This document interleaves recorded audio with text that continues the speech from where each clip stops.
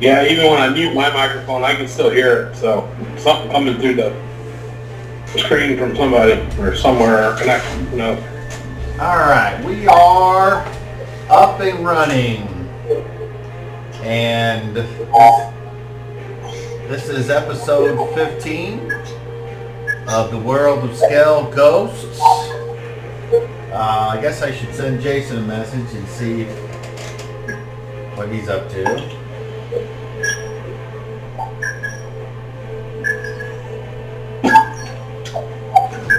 Dan, go to mute.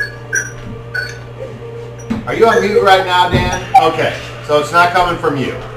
Somebody's squeaking. I was squeaking last week on Now it's gone again. It's that same underlying skrunkle. It's the Russians. They're secretly listening. Hey, Gabby, I'm not trying to interrupt you. That vacuum's ours. Oh! I'm going to go pick it up Okay. tomorrow. How much? $20. Okay. I can pick it up tomorrow at 11:15. That'd be super great. Yeah. I mean, we got bags and everything with it, so. I don't know what I so Okay. it's back. Hell's that squeaking noise? I don't know. That's weird. Okay.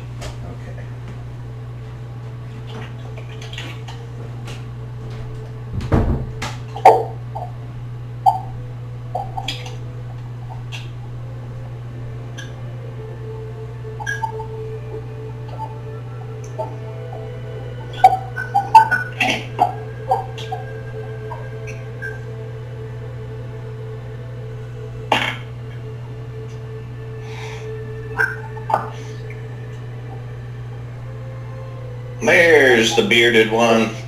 Oh, okay. I was just getting ready to send that message. All right. Very good. Okay. So we will power through. First of all, an update. I went back to work. I still have some little bit of something, but it's just the thing with COVID. Most people stay fatigued for a while. So just the way it is.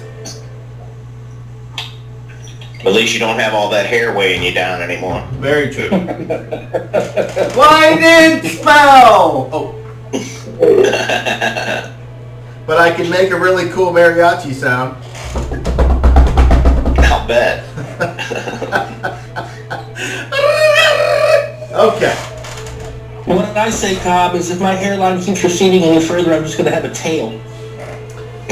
Well, you are Florida man, so Florida men, they have a reputation Hey, no, built in. I'm a hillbilly. I'm only Florida man by Location. secondary. Yes. Yeah, but being a hillbilly, you fit right in. Oh, no.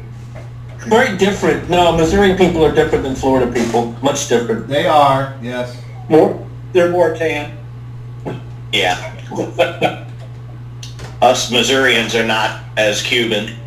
You'd be surprised, Randy. You say they're more tan. It's about half and half because half the people don't even live down here.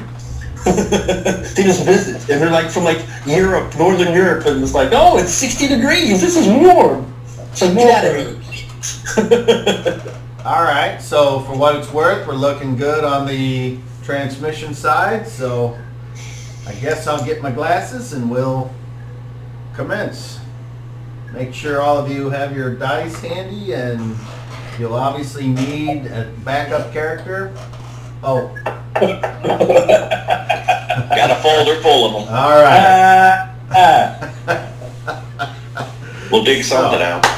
Last game, this group of mismatched vagabonds had rescued some human capital from the Cave of Madness, and were just about to get their ass kicked by the backstory of Rise, when from out of nowhere came the trees from the hill and the weird ghouls from the remnants of Bazan and seeing this overwhelming reinforcements, the Achaemenians needed no other reason and fled. They retreated in a coordinated manner. They packed up their belongings. They left. However, Tamark had successfully incapacitated one of them, and he was brought along on the way back to the monastery. Along the way, this Achaemenid soldier begged for an honorable death. Being captured and killed in any other way was apparently in their culture seen as dishonorable. And Covidius, one of the Achaemenids in this group, thought that perhaps this person did deserve that type of honorable death, and that caused a few inter-party strife, if you will. And we left off with the people that were rescued were trying to make themselves useful by gathering firewood and preparing this deer that COVID had hunted and brought back. And the conversation about this guy was happening, and that's where we left off. So unless you wish to continue the conversation, the meat is prepared and the people are doing what they can to help out, and we'll go into the night. So Sounds good. I eat. Same here. all right. Definitely. Yeah, I eat.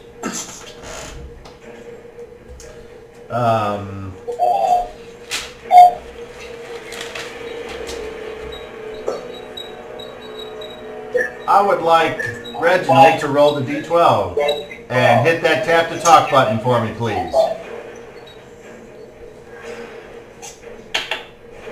8. And 8. So the watches are uneventful. The morning comes. You all are awakened by the sounds of people stirring and people going and getting water from the stream, and you have the day to do with whatever it is you wish. The day is yours. I fill my water skins and suggest we make haste to the monastery. I do the same and agree. I agree. I don't know if the druid has to pray any, if they cast any spells yesterday. Or even I'm if, okay. even if he chooses to. We did okay. that already, so I haven't really had an opportunity to cast anything else, so I'm okay. Okay. Then, without incident, you all pack up your things and put your bedrolls and your tents away, and the people were, looking for places to sleep, and they pack up their 0 possessions, and you all journey continues on. And you think you're going to make the monastery today for sure, unless somebody rolls a 1. COVID has his hand. Do we get a hit point from sleeping last night? Yes. Or do we get from that being under the care of our resident doctor? If the resident doctor wanted to perform that sort of thing, he should say so himself. I only ask because I have so few hit points. I understand. Unfortunately, it's the player's responsibility to do their own character things. I understand. Thank you for reminding them. So I will allow, if the druid wishes to do this in hindsight, or he can get a good night's rest, whatever.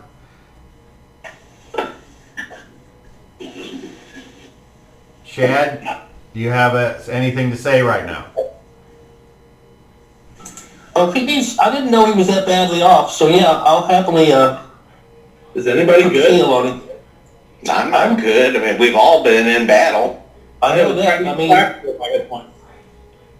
as I did last time when he gave me that. okay, I'm not three asking healing for spells. magic.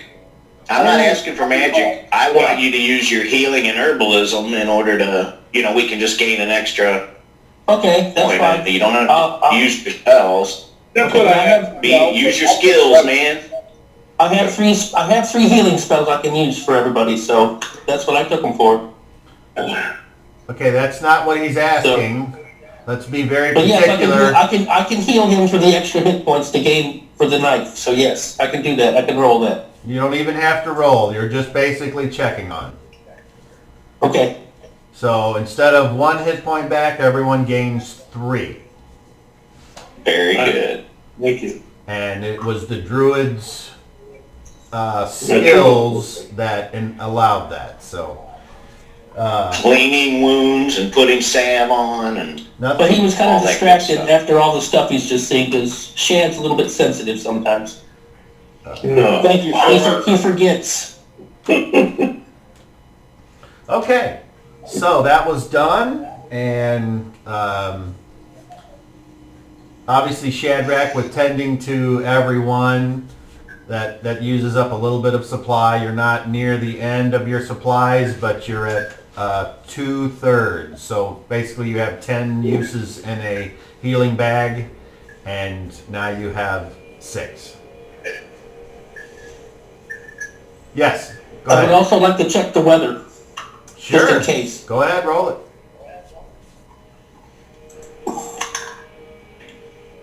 – 24. Okay. You think it's probably going to rain at some point today, but not severe, just annoying. I'll tell everybody that it might rain today. Okay. Hopefully we'll be right there. Yeah. So, you're traveling, you're picking up, and you're setting off, and Ramses says to Covidius, "Is today the day?" It might be.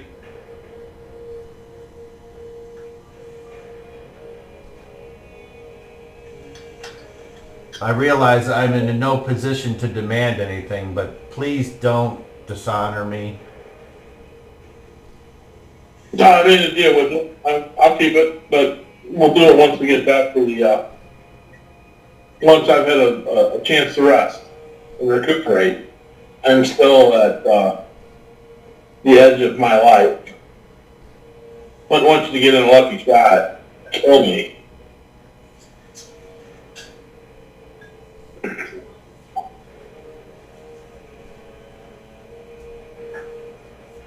He just doesn't say anything, and I chuckle when I say that. I'm like, all right. as we walk, I will stay with the villagers and be close to them. All right. Any other marching orders? Who's up front? I have no problem taking lead. I'll stay with the people, with the unarmed people. Okay, so we'll put Reggie and Shadrach here in the back with the folks, unless someone wants to take up a position in the very back. That would leave Pick and Tamark to be wherever they would like. I'll take up the very back. Keep an eye on our, if anybody's following us. Okay, so we'll move Pick back there. That's fine. You can imagine that there's like 30 feet between Reggie and then the group of prisoners, and then Pick's back here. So, So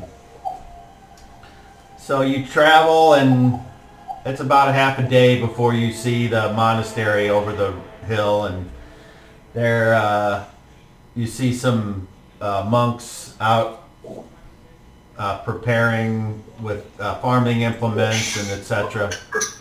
And as you enter into the area of the monastery, there are a couple that come up and start to talk, and as the villagers or what have you, they see this, they kind of start to move quickly in a not cohesive fashion towards the monastery, like they're just overcome with not whatever the opposite of grief is. They're overcome with relief, and they kind of move quicker than everyone else. Some of them are unable to move that fast, and Reggie and Chad kind of help them along until eventually everyone is pulled into the monastery, and they're kind of, as a lot of them are like, thank you so much for saving us, and the stories are told of how they were rescued by your group, and you all are kind of standing outside the place as these people are being pulled in, and you can do whatever you want to do from this point. I guess we should speak to the proctor.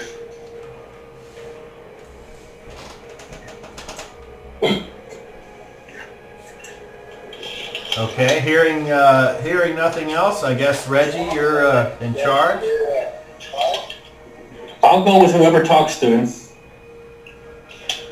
And I think we should all go.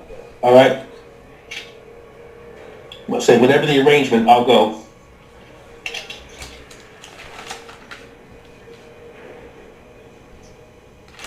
What does Ride say to that? Rise has just been kind of quiet. He doesn't seem to be in the best of moods. What's new? What are we going to do with this prisoner? That's Now none of we're my here. concern. Now that we're here, what are we going to do? I'd just like to know what his fate's supposed to be. Well, it's not with Tamar.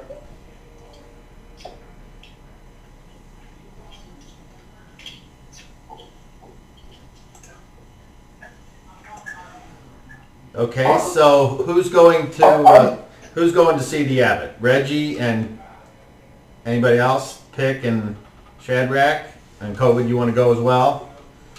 So Tamar, you're going to remain outside the building. I'll come in, but to answer that reply was, well, COVID made some deal, so it seems like you can't even my prisoner. Dan, I can't understand. You're going to have to sit closer to your microphone. I said, it seems like COVID made some kind of deal with him, so I don't even think he's my prisoner anymore.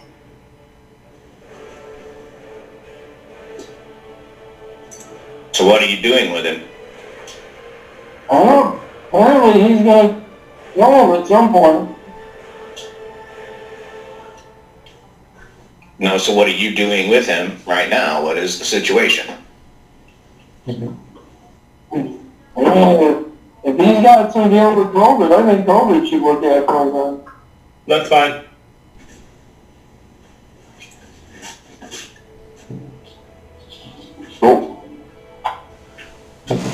Okay, so assuming you guys are done with your conversation, you are led to see the abbot. You are led to a inner courtyard of these buildings. I could draw it out, but I don't anticipate there being anything here. It's basically just low rock wall that encompasses some area, and then inside of that there's some buildings that are three buildings that are kind of off on their own, and then there's another bigger, larger building in the middle that has an inner courtyard that's only like 30 by 30, and that's kind of looks to be like a contemplative area with pavers and a couple of nice fruit trees and places to sit,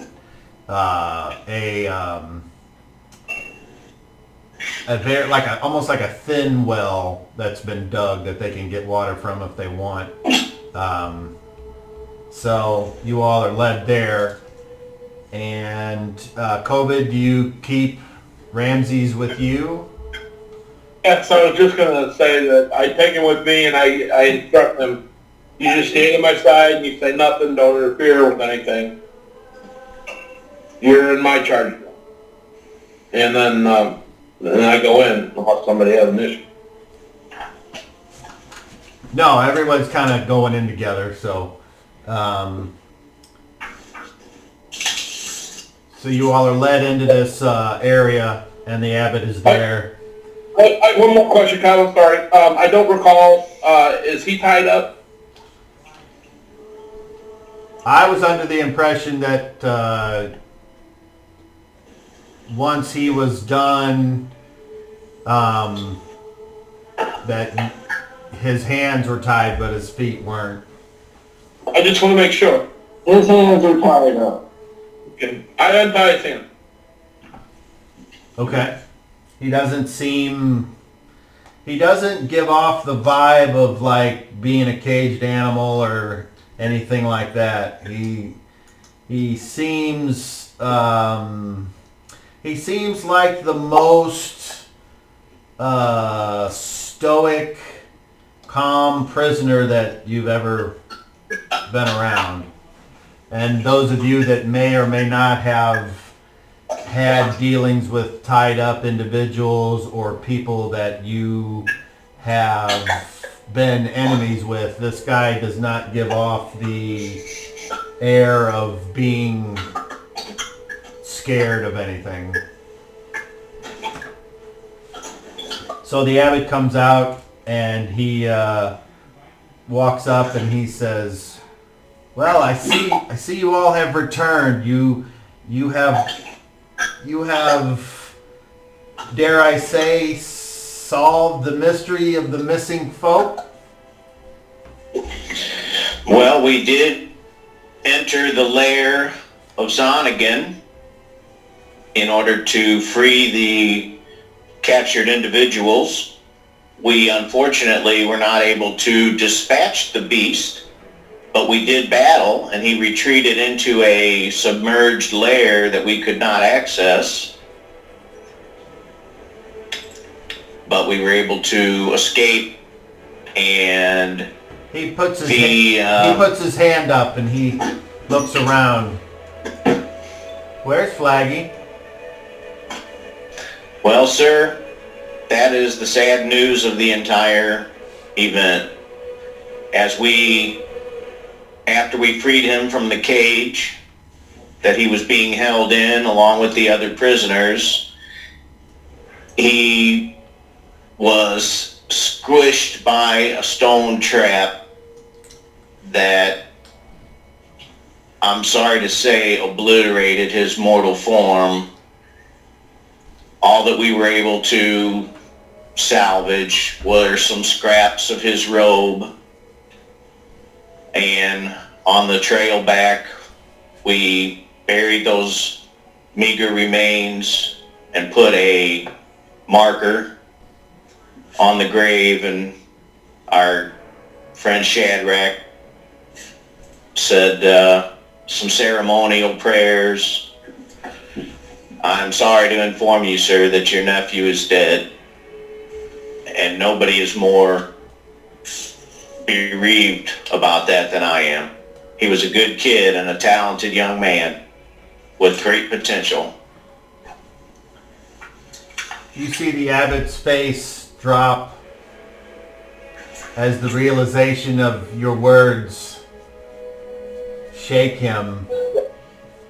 He starts to list to one side as if he might faint, and he catches himself on one of the stone benches and sits down and puts his hands in his head. And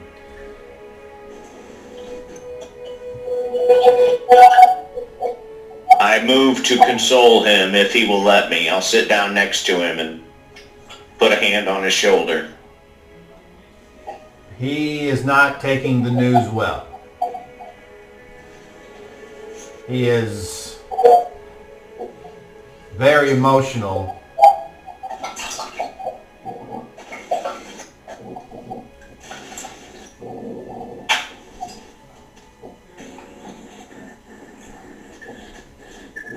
After a little bit of time with you all just standing there and watching, he tries to compose himself.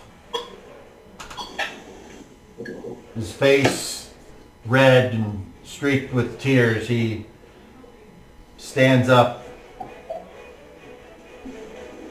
He looks at you all, and I'd like you all to make charisma checks, please.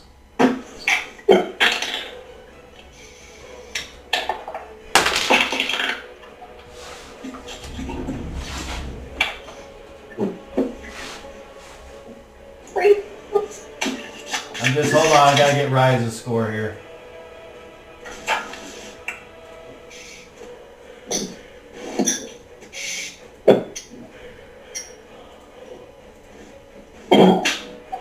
Rise. Failure. Tamar. 21. Success. Reginald. 33. Success. Pick. 15. Failure. COVID. 22. Success. Shadrach. 28. Success.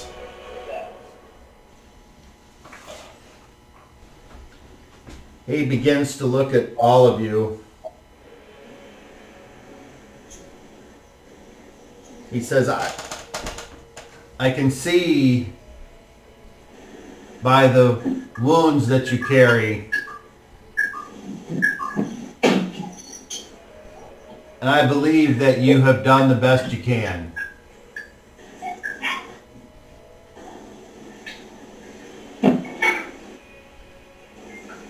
My question for you would be, after we take care of you here and do what we can before you leave, are you going to tell his father? Or are you going to... Yes, of course. Would you rather me send someone on your behalf? I think that it would be better coming from us that hired him instead of just a messenger. Then I will let you do so. I would humbly request that you do so in a timely fashion. Most certainly. Who is this that you have in custody? This is an Akareman. He was among the soldiers that gathered to purchase the villagers that had been enslaved or had been captured. They were to purchase them into slavery, and COVID and Rise, they are also Akaremans, and they have taken this straggler into their charge.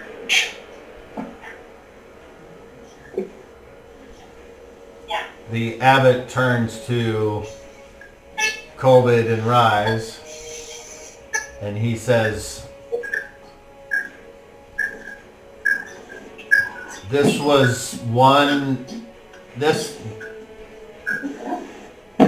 this person known to you? No. Is his group the reason that you all came here? Were you expecting them? No.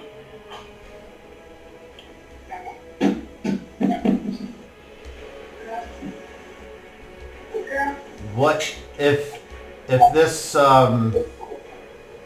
what do you plan on doing with him?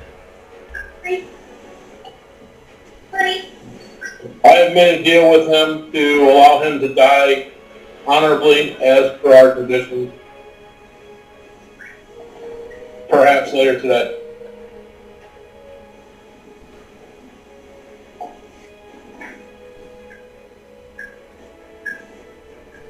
I hope that whatever you're thinking of doing, let me remind you that this monastery is a place of healing, not of killing. That will not happen on your property. Or the lands you oversee. Okay. With that, Hold on. COVID, I would like you to roll a d20. Don't roll a 1. An 11. Okay. He says, well, while he is here in this house, in this monastery, who's doing all the banging? That's the dog. Sounded like somebody was building an IKEA shelf or something. Yeah, it was the dog. He built an IKEA doghouse. It's a smart dog. with the mention that this is a place of healing, if we could perhaps get a bed to sleep in this evening and a warm bath and perhaps the aid of some of your healers to help with our wounds, we could be on our way in the morning. Most definitely. I can see some of you are as upset about Flaggy's death as I am, and I can appreciate that. He was a good kid. I hope that the blend will guide over his spirit and perform miracles with his energy. His fate was undeserved. The abbot turns to Shadrach and says, what do you mean it was undeserved? He was, for one so young, he should have lived much longer.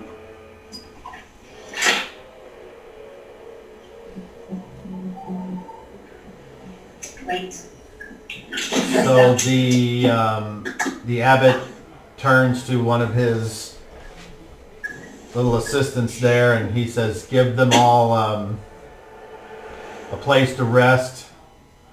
The one that is in custody, he shall stay with those that claim responsibility for him. If he is seen away from them at any point, he will be expelled. Yes, Sean. That's COVID wants to say something. Go ahead. Go ahead. He is my charge, and he will not leave my side, and he will not cause anyone any trouble. He knows this. He has given me his word, and I believe in his word. Do you wish for him to receive the same care that the rest of you will? Does he look like he's hurt? I don't know. What's his name? I'm sure Tamar did some points of damage to him, so I'm sure he's got like a laceration or something on his arm. I'll look at him and I'll ask him, do you require any healing? I think it did 7 or 8 points, so. He says,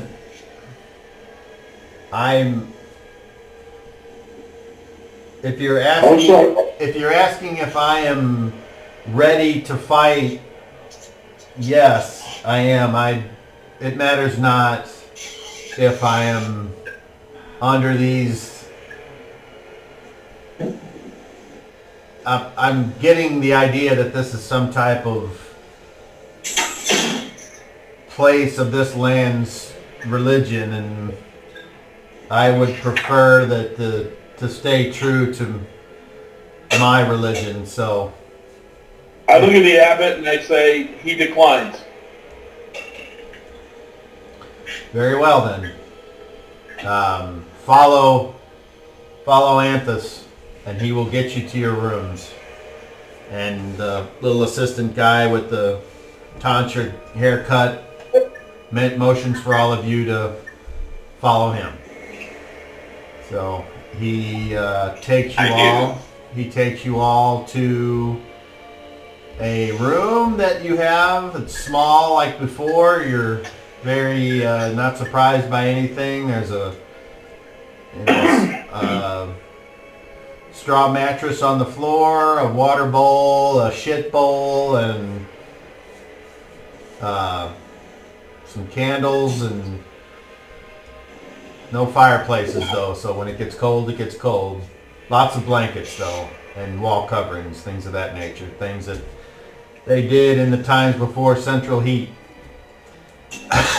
So, now that all of you are in your rooms, do you do anything there other than relaxing and receiving the care of these monks? And everyone, all the characters have their own rooms except for Covidius, who is sharing with Ramses.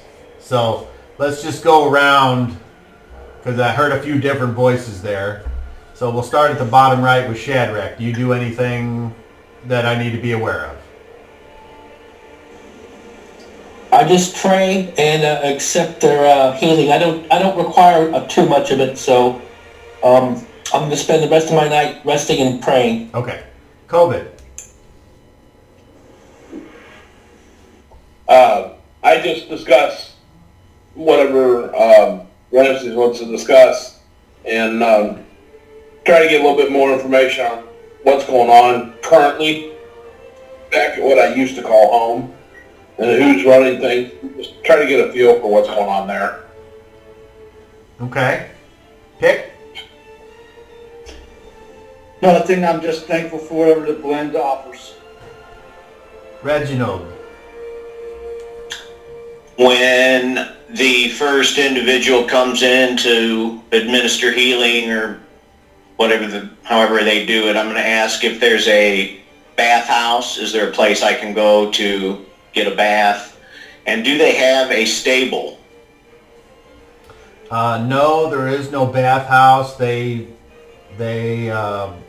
just get water, and if they need hot water, they'll heat it in the main chamber, in the pit, the fire that's in the middle, and they'll heat up the water there. But normally baths are not a thing. They just use washcloths. Yeah, use a cloth and the bowl and get cleaned up. And what was the other thing? And do you have a stable here? Do you raise horses? No. We have some beasts of burden for plowing, and for in case we need to take things from here to town, but it's more like some donkeys that hang out with the sheep. I understand. I thank you for your help and your aid in these wounds. Okay, and Tamark, anything out of you I need to be aware of? I am going to be making doses of my poison out of the stuff I've collected so far. You sound like you're underwater, Dan. You sound terrible. I am going to make doses from a poison out of the herbs I've collected so far. Okay. All right. Is that better? Yes. Yeah, I'm in my throat today. All right. So,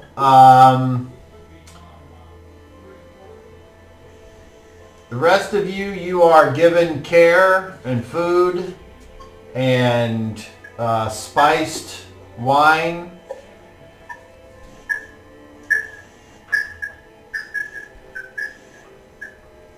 And after that care, everyone gets 7 hit points. But don't put that on there yet till the morning. As far as yes, Dan.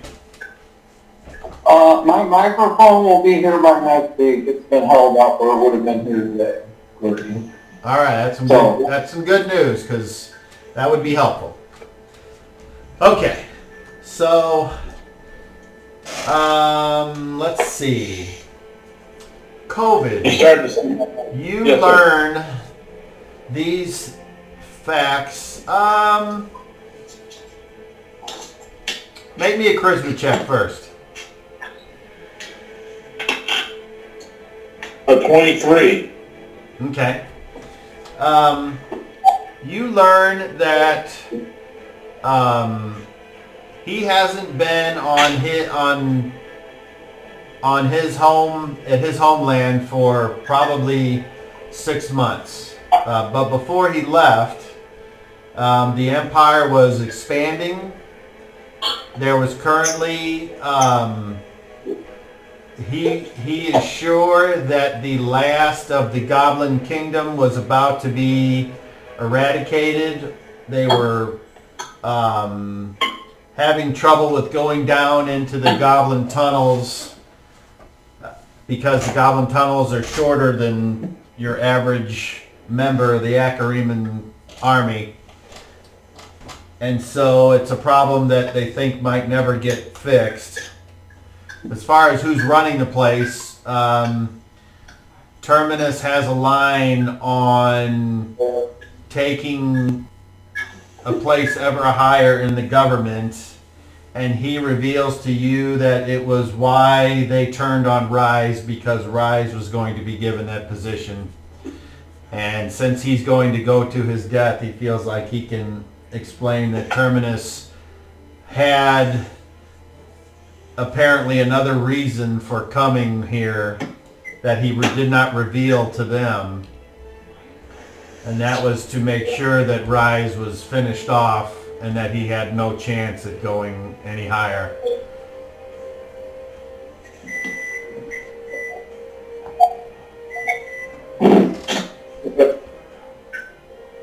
He has said that in the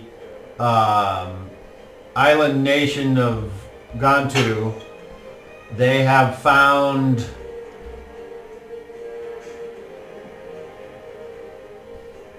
a new weapon from the populace there, and after they were conquered, in exchange for allowing their own,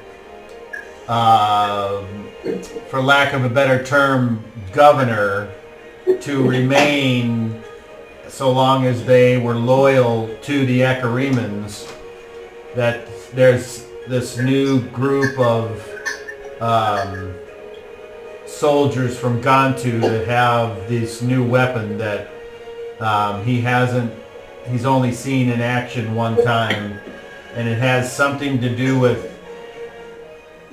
being able to fling a javelin twice as far and with twice as much power, and it's something that the Islanders could do that apparently is going to be some type of new tactic. So that's, Are any of them here? not that he's aware of. Really like to see one of those. Where is your base camp here? It's on the shore, but it's not permanent. Once we I were understand. to pick up the slaves, we were going to go back, and however many of them survived, we were going to put to work and sell. The people of this land, you have to capture twice as many if you expect to get any profit, he says casually. What, there was a village south of here by the name of Not Enough. There are no people left in it. Do you happen to know anything of that, or what happened to those people? No, I do not.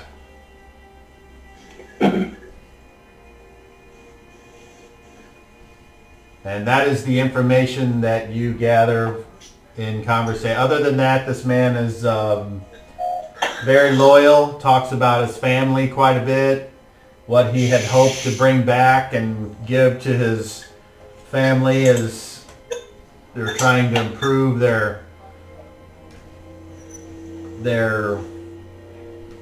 lot in life, if you will. He had hoped to take the profits from being in the army and someday be able to invest in making whatever goods or services that he thought he could make money on, whether it be rugs or textiles or bricks or something like that.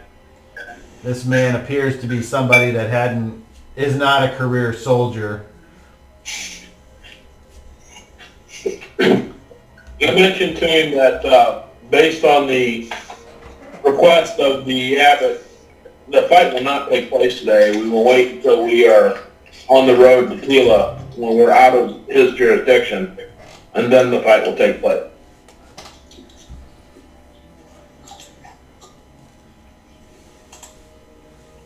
He simply just kind of acknowledges it and goes and tries to make himself comfortable in the corner. And when the people come in and they try to help you and give you food and stuff, he takes some food and some of the spiced wine, but when they start to examine him, he pushes them away. Okay. And as you all drift away to sleep,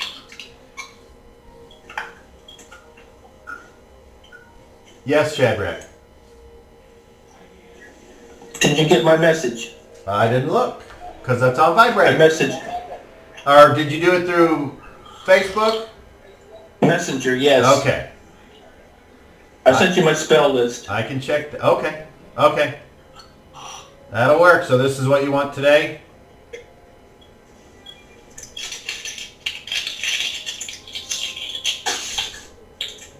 Very good. All right. So that night I would like all of you to roll nothing because we go to the next day and all of you gain 3 more hit points.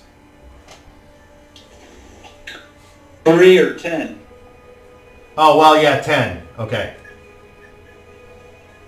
So it was 7 from them and 3 from them just checking on you after the initial jam. Excellent.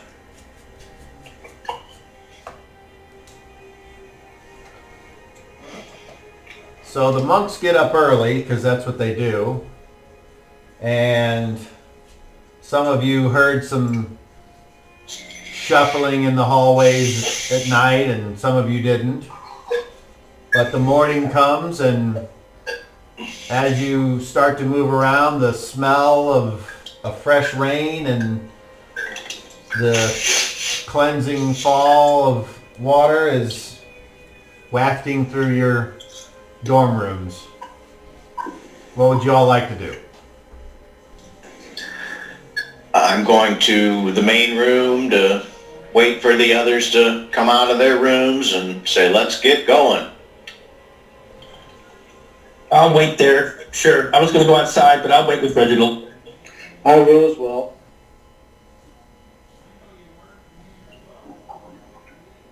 I'm gonna talk to the people who are the prisoners that they're around while I wait. All right. What would you like to talk about? I was just gonna ask them what happened, how they were taken and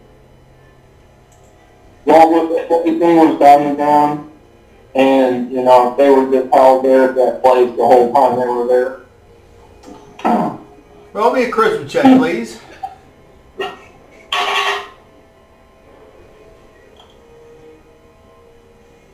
24. Okay. Most of them have pretty much the same story. They were going about their daily business when they felt like they saw something in the water. And when they went over to investigate, they suddenly had a compulsion to fall into the water. And when they thought they were drowning, they thought they were just going to die. And then they woke up in a dark cell, apparently in the cave. Some of them report being there for a couple weeks, some of them for a couple days. And that is the information you gather. All right, so at some point, everyone is in the large room there at the monastery, and you can talk or not as you see fit. I hope you all slept well. We're going to need to do double time today. Get ourselves back to Tila as quick as we can. Everybody ready? I am. What about Ramses? What's going to happen with this? I don't concern myself with that. And I'm asking Covidius if he's there. I begin to walk out. Yeah. What's your plan? If I may ask, I don't wish to intrude, but I'm just asking. Ideally, when we leave these lands here, we get to a place where we stop to have some to eat. It'll probably be dealt with at that moment. All right. I didn't mean to sound, snotty or anything. I was just asking. I didn't take your question in any way. After my previous outbursts, I just wanted to clarify that. You are who you are. I didn't ask you to speak. As the group starts to move outside, apparently there's some friendly dogs outside in the grass that are playing and whatnot, chasing, and hurt shepherd dogs that are moving the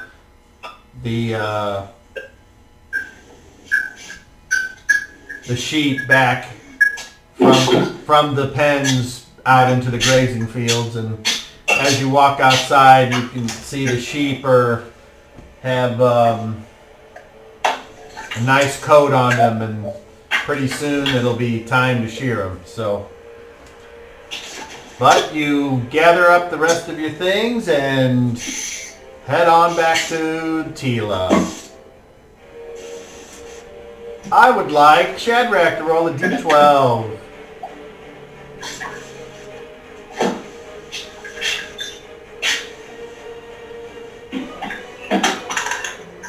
Four.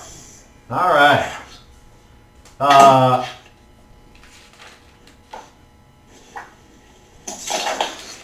This is going to sound dumb, but do you guys remember how many days it was from Tila to the monastery? I keep thinking it was a week. I thought it was like 3 days or something, but All right, we'll go with I don't 3. remember exactly. We'll go with 3 days. That's fine. Okay. I thought Go It ahead. was 3 days to the cave from the monastery.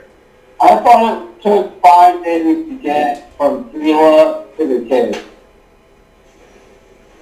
But I could be wrong. I thought it was like 2 days each day, and then we stayed All like right. a day. Well, we'll say it's 3 days. That's fine. Okay, so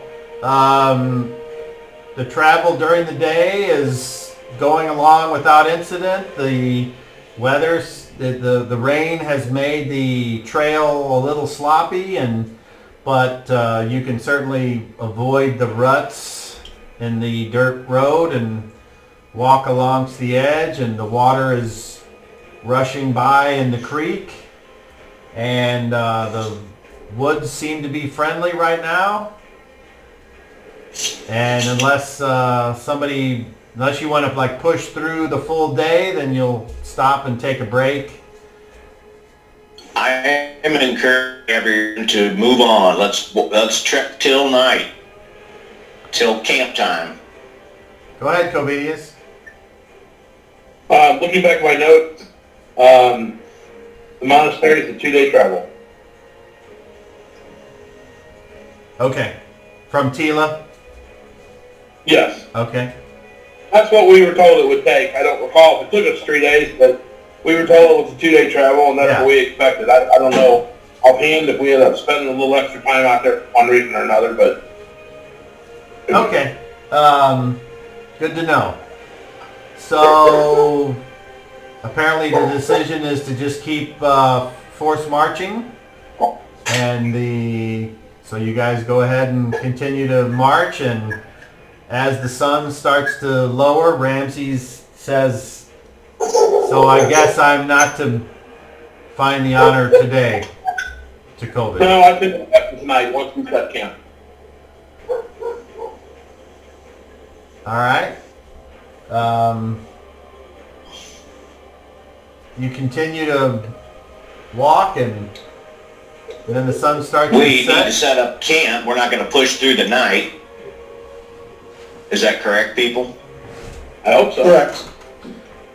All right, so you find a place to set up camp. It's not too far off the road. Go ahead, Tamar. Are we still in the forest setting? Yes. I will use my survival force to find us a good place to Go work ahead. in. Go ahead and roll it.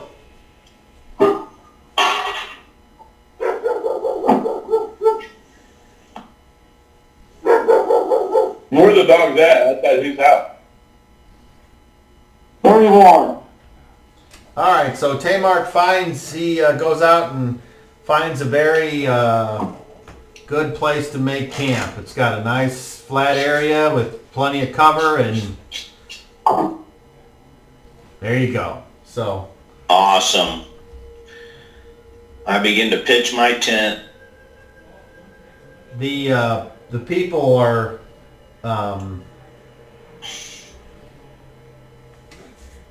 they're attempting to make the best of not having any provisions or things to camp outside.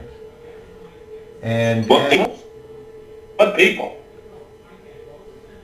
oh, I thought you guys were I thought, Daryl, you said you were getting the people to go with you to Tila. Is that not correct? They were left just not to stare. It continue smoking, but I didn't any questions I didn't. Daryl, hold on. I can't understand you. You're breaking up. Just hold on a second. It's like That sounded terrible. you started to speak, and then it was like, duck, duck, duck, duck. So It's like Stephen Hawking's. Bummer. What words? I'm going to assume by your general, Am I here now? yes. Yeah. I did not ask any of them to join us. Okay, so you guys left all those people there at the monastery. If they wish to join us, if they're from Tila and they want to go back there, they're welcome to do so. Okay, no, that's good. All right, so you guys make camp, and Yeah, we wouldn't have forged march all those villagers. and there you are. So Yeah, I thought we just left them there in the care of the monastery. That was my impression. I assumed as well. so Yeah, I thought they were from the monastery anyway. after you set Yeah, they up were camp, free. after you set up camp, who's taking first watch? I got a question before we get to watches, Scott. Go ahead. All right. After our area's set up and everybody's comfy with their tents and whatever, I ask Rise and Ramses to come with me, and we go and we look for a clearing in the vicinity of the campsite. Something that we enough room for two people to have a combat. Don't have to be very large. That's We'll find not somewhere- not I hard. mean, I don't care what it looks like. I ask him what works for him. Nah, yeah, just 20 feet away. There's a nice open area. Okay. How close to dark is this, or is this at dark or after dark? Where are we at in that timeline? That's totally up to you guys. Well, I would like to do this right before the sun is completely set, but is that when we stop the camp? I mean, I don't know what. That's totally up to you guys. You tell me when. Daryl, when did you decide we were going to stop the camp? As it was starting to get dark, so we would have enough light to set up our camp.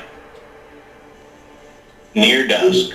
Would it be safe to say there's, it's like dusk, like the sun's down, there's a little bit of light in the sky yet at this point? I think so. I go back over to my tent and I take my armor off. And I grab his Gladys and I grab a sharp sword and I walk back. And I mention to everyone that I am going to give him his chance at an honorable death. I say, if anyone wishes to watch, it's not frowned upon. It's an honorable contest. It's the way he wants it, and I will give it to him.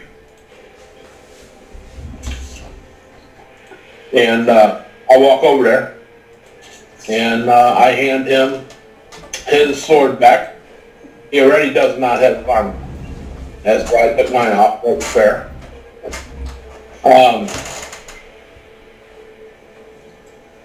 And I tell him I'll bury you in the way that we bury our kind, if that is the outcome. And Rise will take care of me if that is the outcome. He says in your native tongue. And by the way, anytime I'm speaking to him, it's in a native tongue. That's all he understands. That's all the rest of you know.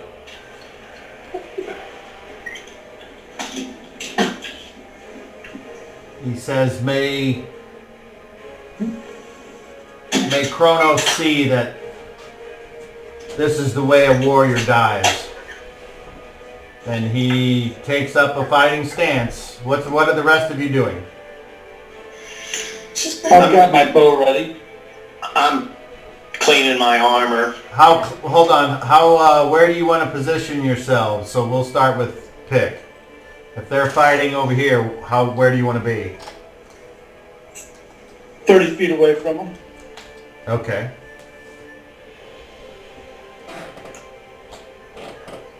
All right. How about you, Shadrach? Do you want to be anywhere, or are you going to watch or not?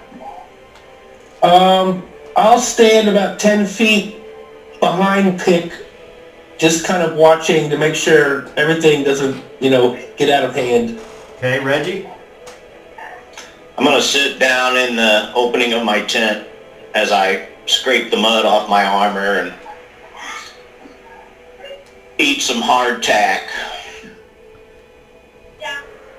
And am I to understand that you're not paying attention then? You're just going about your business? That's correct. Okay. So we'll put that over here. Tamar?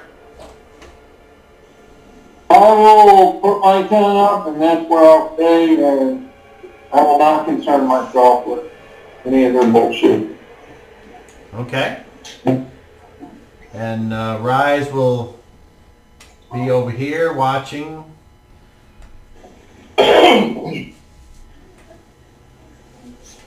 All right, so Ramses accepts. Did you say you handed him his gladius? Yes. Okay, he accepts it, and then he looks up and he says, if Kronos wills it, I will be victorious. And if he wills for you, then I go to meet my fathers and my fathers' fathers. And he takes up a fighting stance.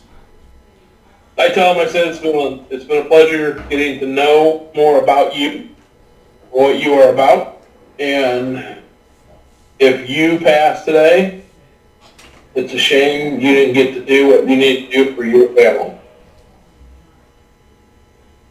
He says, and I take up my stance as well, and I allow him to. He looks go over. first. He looks over at Rise, and he says,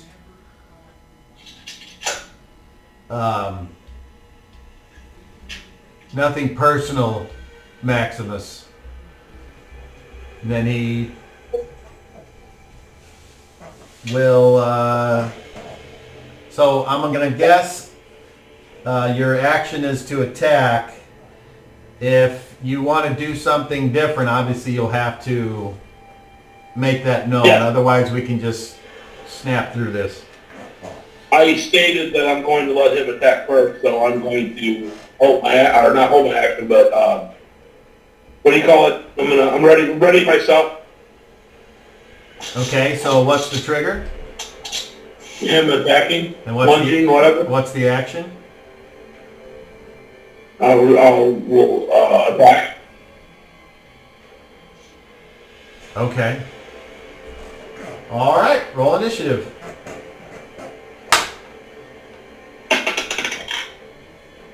9. Yeah. All right, so you guys start to face off. He's taking the steps. He looks like he's been trained in the ways of swordplay. He moves to your left, and it looks like he's going to strike you. You go. I hit armor class. I hit armor class 0. That's a hit. Roll damage.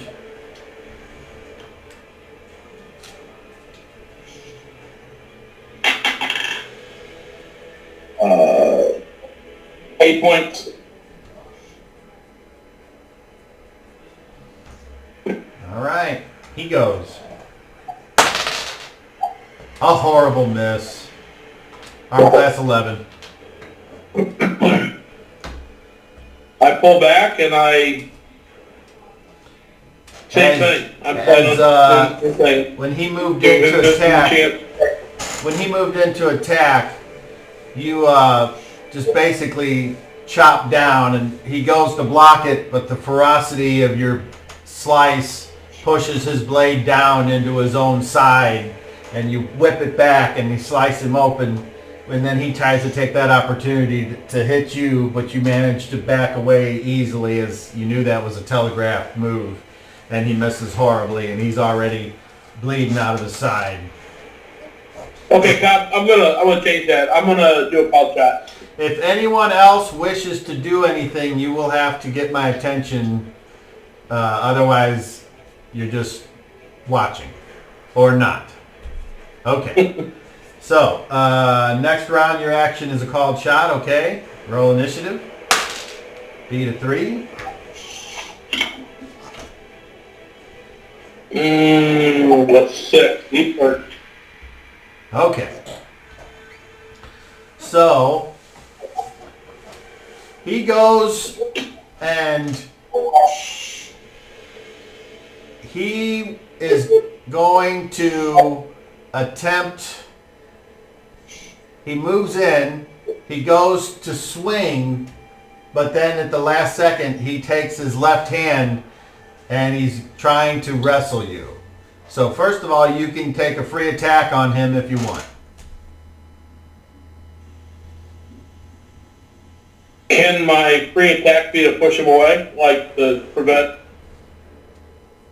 like trip him, push him away? I don't want him to try and wrestle. You would go for a block. Yes.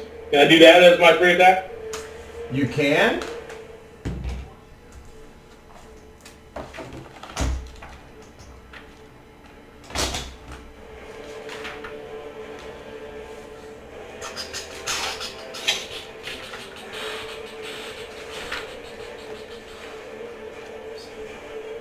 Okay, so the first thing that happens is make an attack roll.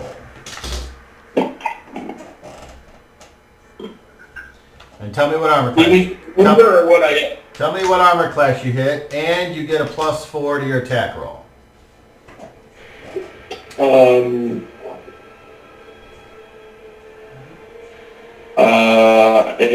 I hit, well, with +4, I hit armor class 0. Armor class 0, okay. Alright, not good enough. So he tries that thing, and you say, doop, and you block his left arm as it reaches down on you. So that was... As he's passing by me, I say, are you ready? As that was your attack of opportunity on him, that's what you want to do. So right. Now he's going to attempt to wrestle you. So first thing he has to do is try and get in your square.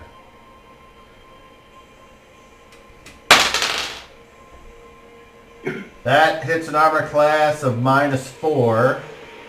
He gets in your square, and now you both make opposed attack rolls, which is just using your melee, not your weapon. Okay. So tell me what armor class you hit. I hit an armor class of -2 on melee. So you rolled like a 17?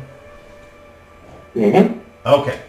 So he's unable to grab you. So I asked him if he's ready. I say this in a real fast, as he's trying to do whatever. I'm like, "Are you ready?" He's like, I don't know what, push him away or whatever, how that works. So what happened was he tried to move in. You, instead of basically attacking him and doing damage, you used your attack to just kind of buffet his arm away. And then... Oh, so that was my attack. No, your turn hasn't gone yet. It's only been his attack so far.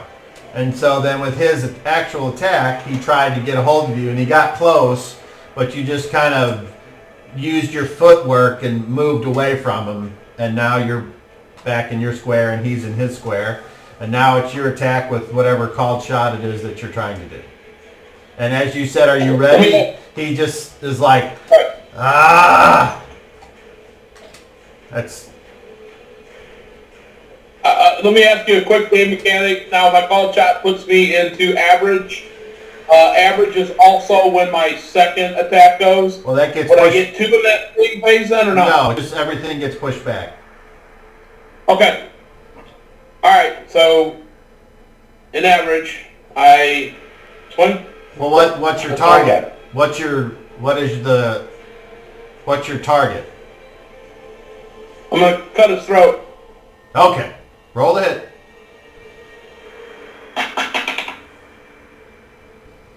I swear to God, it's a natural 20. All right, roll it again. Explode. Here, let me see I can't see it. Here, look. Pick it up. Gotta love it. See it? Yeah. It looks like a third here. Yeah. Do I need to roll again? Explode. Okay.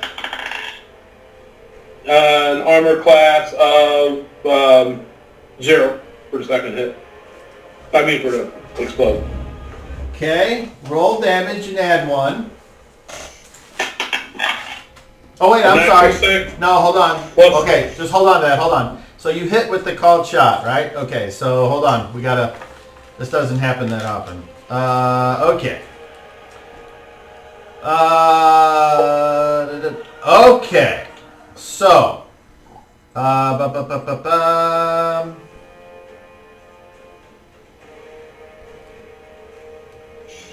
Okay. So, what did you roll for your weapon damage? A 6. Okay, Black damage. double that.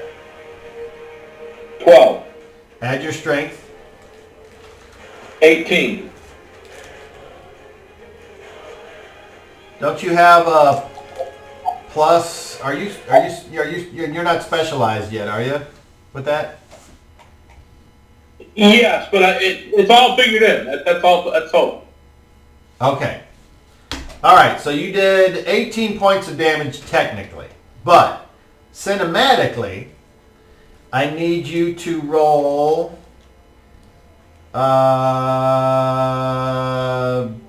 percentile.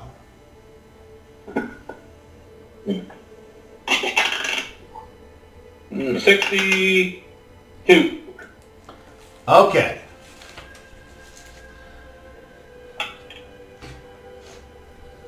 How do you want to do this? Well, here's what I'm thinking. I avoid his grabbing the triangle into a wrestle move, or swing around with my right hand, catching his throat right where I knew it would be positioned, slicing halfway through his neck. I continue my swing round, and my second attack, I know it's the next phase, but Go ahead. my second attack would be a dagger right through his heart. Get crazy, Sean. Get crazy. Give us all the blood and gore you want right now. Give me that gore porn. Pour it on me. Come on. Well, of course, the blood is all over me and anywhere else that cares to scatter from that neck. And then I pretty much cut the artery off by putting the blade right through the heart. And then I just let go of it, and he drops on his back. And with the smooth and almost graceful maneuvers, those of you that watch see this slash and then a follow-up with another slash right behind it, and the guy falls unmoving, and the forest has an eerie silence before all is quiet. Are you injured, Covidius? Before I clean myself off, I start gathering rocks and whatnot. I'm carrying a little mound of rock. Sorry, Sean, I don't know what you said. You don't sound too good. I said before I clean myself off, I'm going to bury him in a mound of rock or whatever I can find to bury him with. Okay. Shadrach, did you want to approach? Yes. Covidius, do you need any first aid? No. His blood. All right, I'll leave him alone and go back. I'll go camp. Thank you for your offer. Okay, so while COVID does what he said that he wants to do, is anyone else doing Hopefully Rise anything up. I need to be aware of? You notice Rise is just kind of looking, and as you begin to go about doing what you said, you kind of look up at Rise as if to say, "Are you going to help me?" He puts his sword. Yeah. He puts his sword in his frog, and he slowly starts to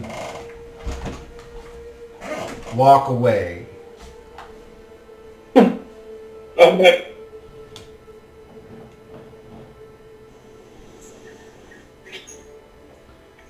And then eventually he's gone.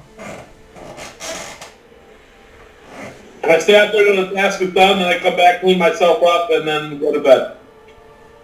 I offer to take, I mentioned back to the group, I'll take first watch, because I may be out there a little bit, so it only makes sense that I take first watch. All right, do you want company? If anyone wishes to give it. We need to split up our efforts. I want to take watch with Tamar because I want to talk to Tamar while we're on watch. You're supposed to sleep. I don't need to. I haven't cast any spells today. You know best. I will I want to retire to my tent. Good deal. Somebody wake me for a second. All right, so Covidius, you're on first watch. Roll a d12. Unless there was some other detail about you doing what you said that I need to be aware of. I clean myself up. I grab something to eat. I clean both plates. I pick up his. I probably say a little prayer before I eat to Nemesis about the ordeal, wishing he had a better chance in life, or went a different direction, stuff like that. And I don't recall. Is anybody on watch with me? Apparently not. Okay. Did Rise ever go to bed, or is he even in camp? As you look around, you do not see your former companion.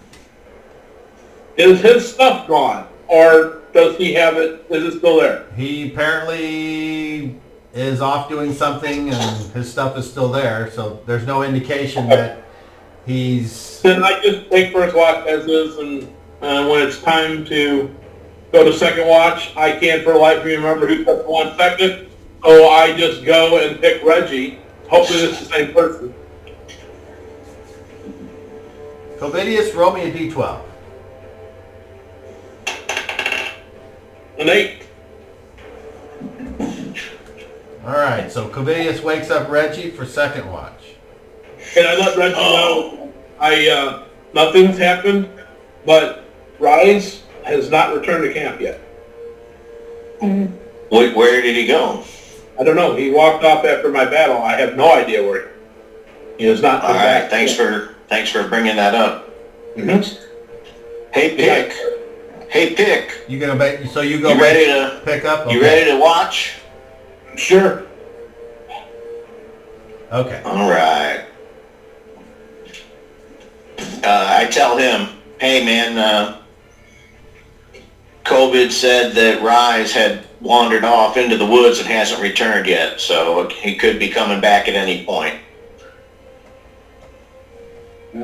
He'll be quiet about it, that's for sure. Yeah, I hope so. Don't surprise the crap out of me, though. Pick, roll a d12. Right?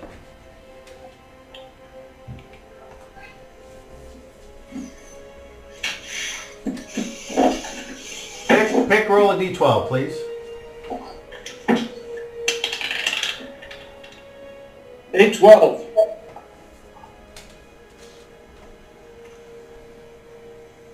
Tamark and Shadrach, you are awakened for third watch.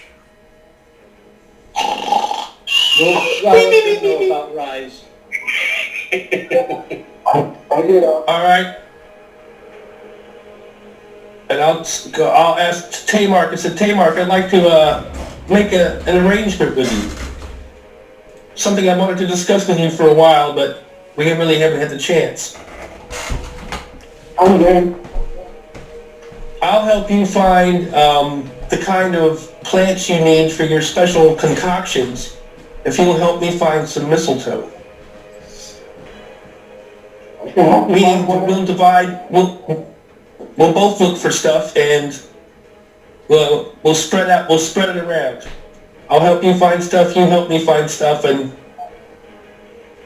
I'll even help you brew some more potent concoctions. I see what you did the other day with capturing that man, and that was impressive. I don't believe in sacred skills like some people. I just fight. I fight as my heart tells me to. But I was impressed. I might coat one of my spears with that if you make enough sometime. I can make Not it to work. kill. Oh, it's not made to kill. I mean, yeah, you can use it to kill people for 15 marks on them.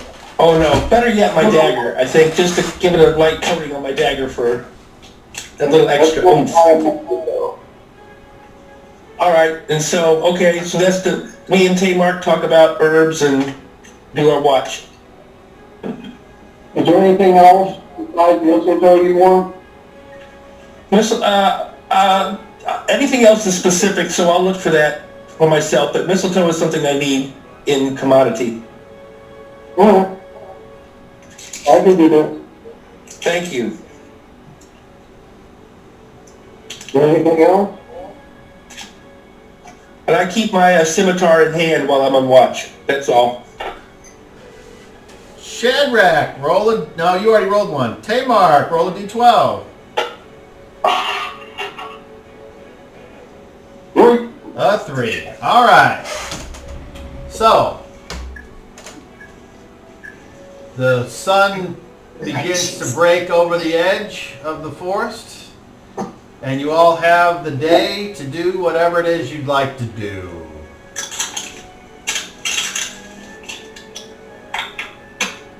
I We get gonna up power and, through this?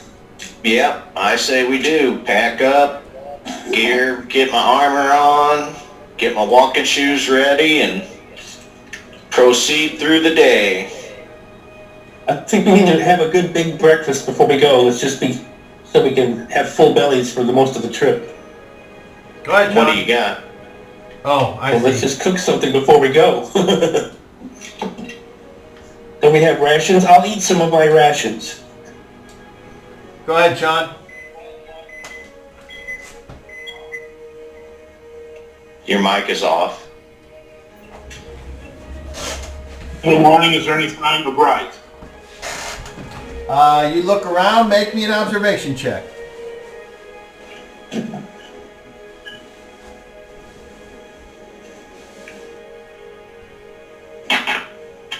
$18. Everything seems to be exactly the same as it was yesterday. I checked his bedding. Has he been in it at all, or is it still, I mean, it doesn't look like he slept there at night? It does not.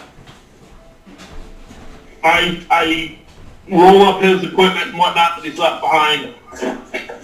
And I mentioned to the others, has anyone seen Ryan when they're watching? No. What do you think happened? I don't know, but I have a feeling the whole Flaggy thing is going. And what that means, I couldn't tell you. K-Mark, can you track him? I believe he went that direction from where we were sparring last night, where I was in combat with Francis.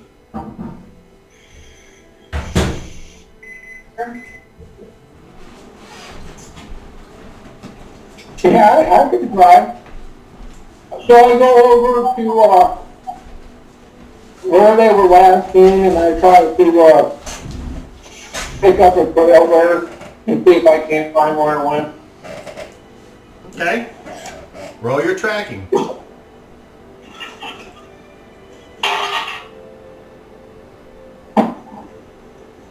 34. 34. I have 20 off the bat for tracking. So. You, with the recent rains and the vegetation, you pick up the trail. Certainly appears to be rise. It the foot shape and the trail appears, and it leads off into the woods. So, looking at his tracks, can I tell if they were made in haste, like if they're spread farther apart, like if he's trying to hustle, or appear weird, like he's haphazardly stumbling around, and they just look like a normal day? What'd you say you rolled? 34? Yep.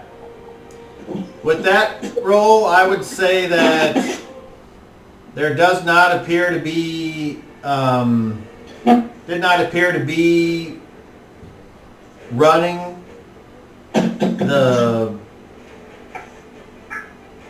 You would guess that this looks like someone that's walked somewhere. Well, I found his trail here, and, I follow it, looking at it, and, I'm like, about 20 yards, I'm like, so, I'm pretty sure he's just walking. I can't determine anything abnormal about it, like he took off running, or like, it just looks like he wandered the fuck off. The question is, did he wander off in the direction we're going? The question is, are we going to follow his trail or just go? I say if you don't want to be here, so be it. Yeah, I wasn't under the, I didn't think we were following the trapper. I mean, I'm not. I'm back at the Well, I followed it like 20 yards, so I'm not too far.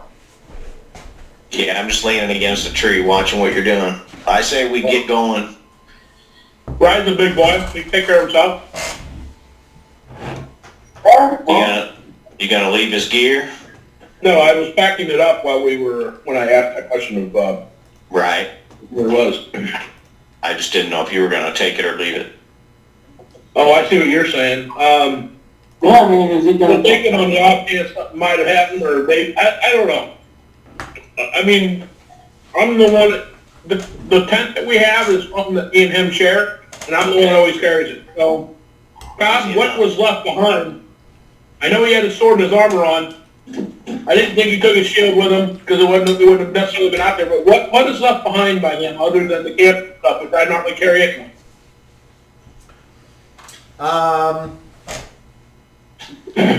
Though I did not say specifically, in my mind, he was ready to strike down this Ramsey should he make a break for it. So I'm going to say he left with all his arms and armor and shield, whatever he could carry on his. Okay. So. Would he have his backpack as well, or I mean, his, whatever he kept his rash and stuff like that in, or No. or just his he's going to battle type stuff? Yeah. Okay. But I gathered that together too. I said I don't know where he went, but he took his shield with him. I don't know. I hope the best for him, but something's wrong with him.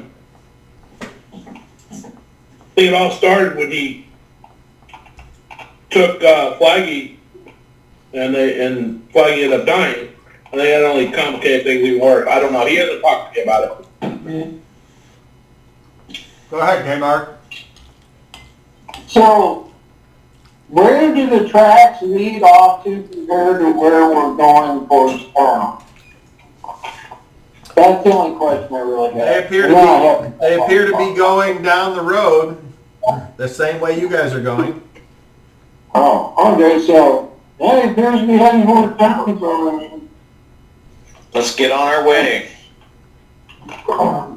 So, I don't know, you said that he's been off for a while, like, different, like, for quite a while, he's been going off on tantrums and... Oh, what about He that was out. crazy transformation in the cave? I don't know what the hell that was odd. That was odd.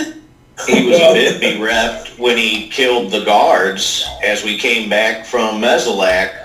That seemed to put him in a funk too, so who knows?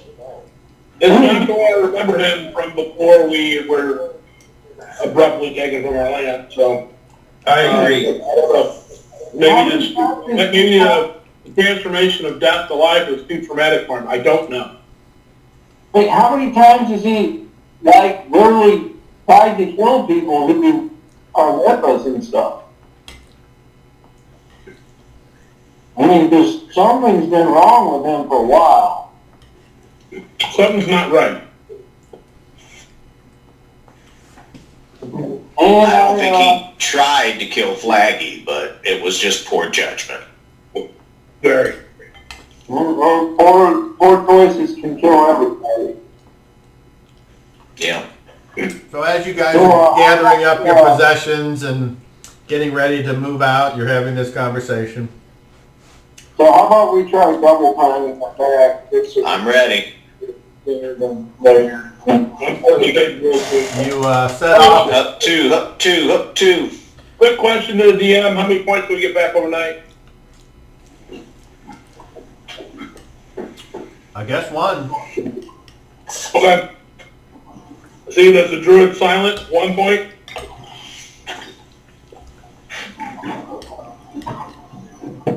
The microphone's muted, Jason. I offered you first aid, and then you told me no. That's not what we're talking about, Jason. That still would have helped you then. We're talking about everybody, Jason. Okay, everybody. Yes, I will engage in going around and making sure everybody is. I'll tend everybody's wounds. Okay, so for whatever reason last night you didn't think of that, but you're just being reminded by your traveling companions that maybe that's something you can do in the future. Yeah, my dressing's kind of, the blood's coming through it. You think maybe you could change it today? Oh, I forgot.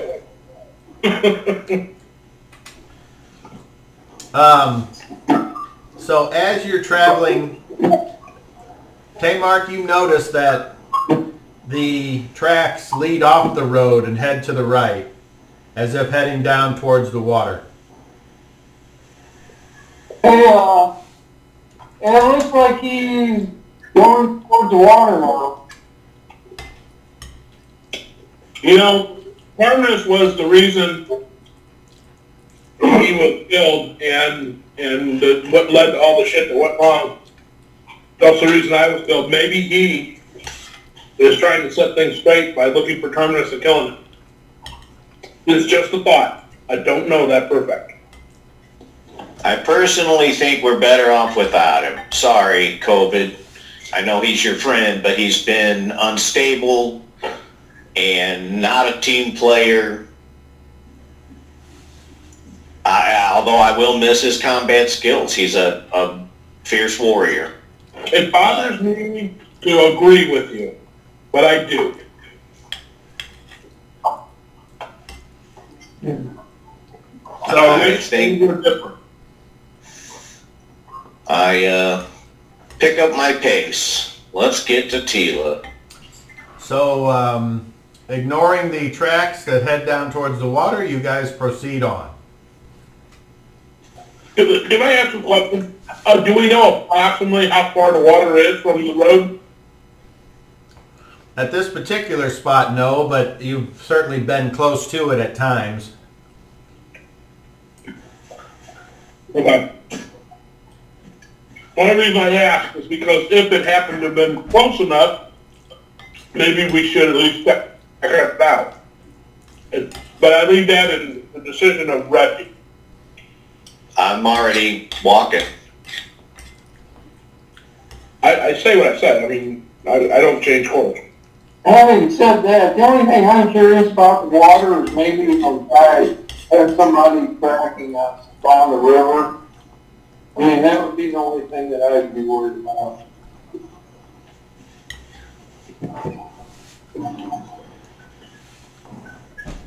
All right. So you continue on, and I would like Reginald to roll a d12. Niner. All right. As you push on through, you taking quick breaks for taking a pee and maybe getting a little bit of water. You push on through, and as the night starts to fall, you see the walls of Tila. Whew! We made it. Almost. Should we Push on. It's breaking a little often. The one of the clock towers, you hear a huge bell, and you realize that the gates are going to be closed at the next sound, which leaves you guys about an hour if there's anything you wanted to do outside the town before they close the walls. Not me. Nope. Nope, we gotta get in the safety today. So where do you guys go?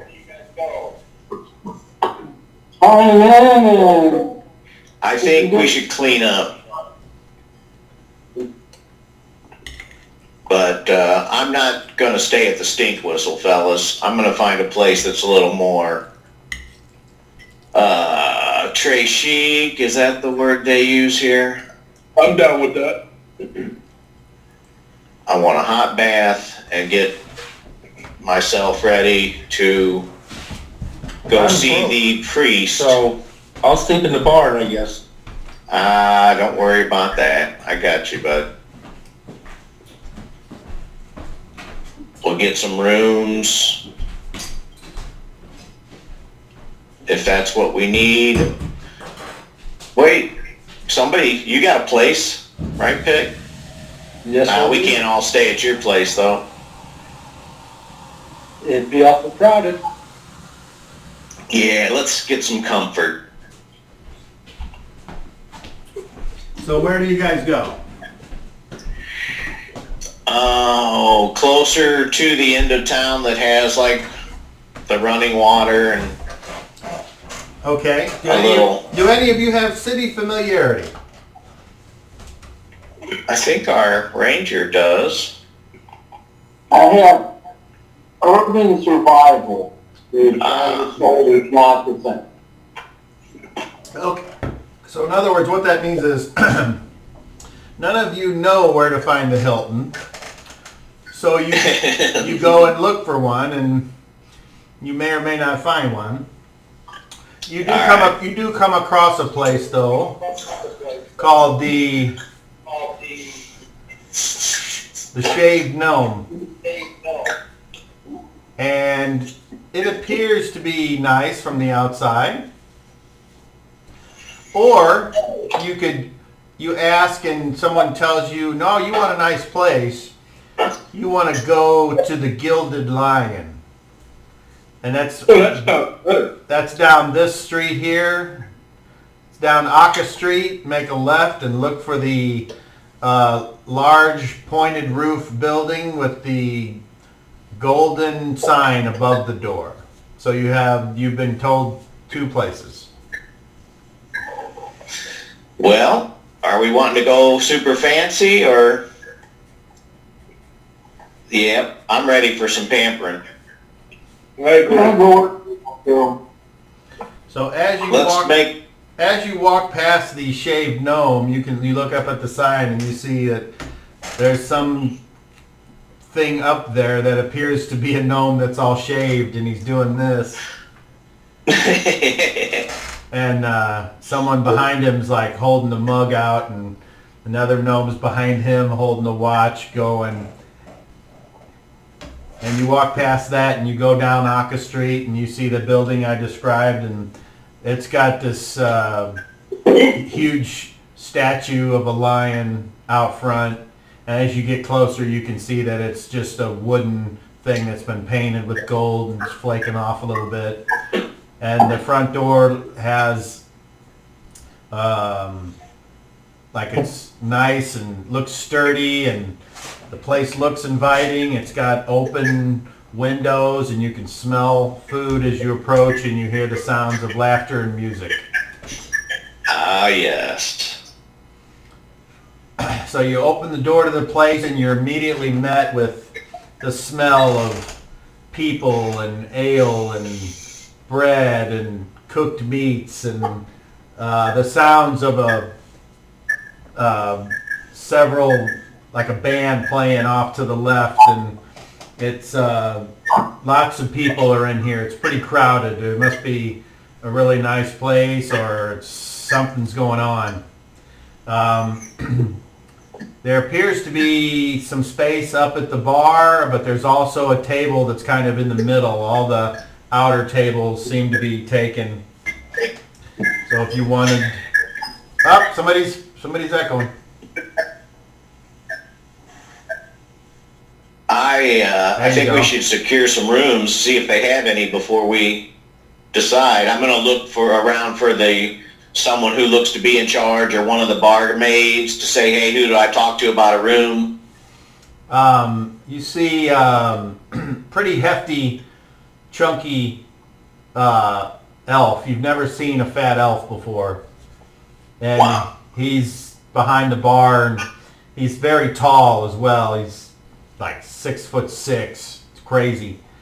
And he's got this long brown hair, but it's kind of like thinning on the top, and you've never seen an elf with thinning hair before either. So but he's got a dirty shirt, work shirt, and he's got a towel over his shoulder.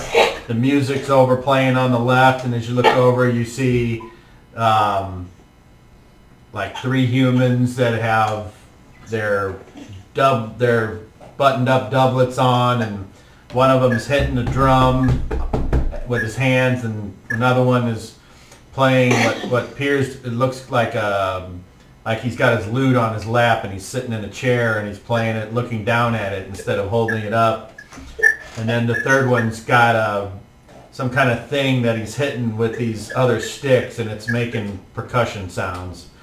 You can imagine something similar to a xylophone, but not quite. And as you look, I'm quite thrilled to hear the music. So, Reggie, you move towards the guy that appears to be the head chief cook and bottle washer, and it's kind of loud. You kind of got to speak up, but the guy's like, "What can I get ya?" Looking for a place to stay the night. You got rooms available? He looks you up and down, and he's like, "Of course I got rooms available for somebody that looks like you." And he starts laughing, and he's like, "Show me some gold, maybe." I reach into my pouch and pull out 5 gold, put them on the counter. Will that get us started? Absolutely. How many rooms you need? They double rooms. I don't mind shacking up, but we need at least 3. Says, well, do you want, if you want to you get the double room, hold on a second. Clyde, put that down! No! Sheila, no more for him, remember? But you said, I don't care what I said! You can pay a gold and get you a nice big room on our 3rd floor. There's 3 of those, or you can fit as many people as you want in the double rooms there on the 2nd floor. It's up to you. Let's friend. get the big room. If you got a room for all that'll fit us all, that sounds like a great plan. For 5 gold, you can have all 3 rooms on the top floor. It's been a while, though. I'll need to have somebody get up there and clean them. All right, that sounds great. We'll go up and get our gear stowed. Can you send up some wine? He puts his hand down over all 5 of the gold, and then he looks up at you, and he's like, if you give me these, I'll make sure you get as much wine as you want. Those are yours, partner. It's like, okay. So, as I'm I glad said, you got room for us. let me at least, Sheila! Sheila, get over here! No, I said no! Now!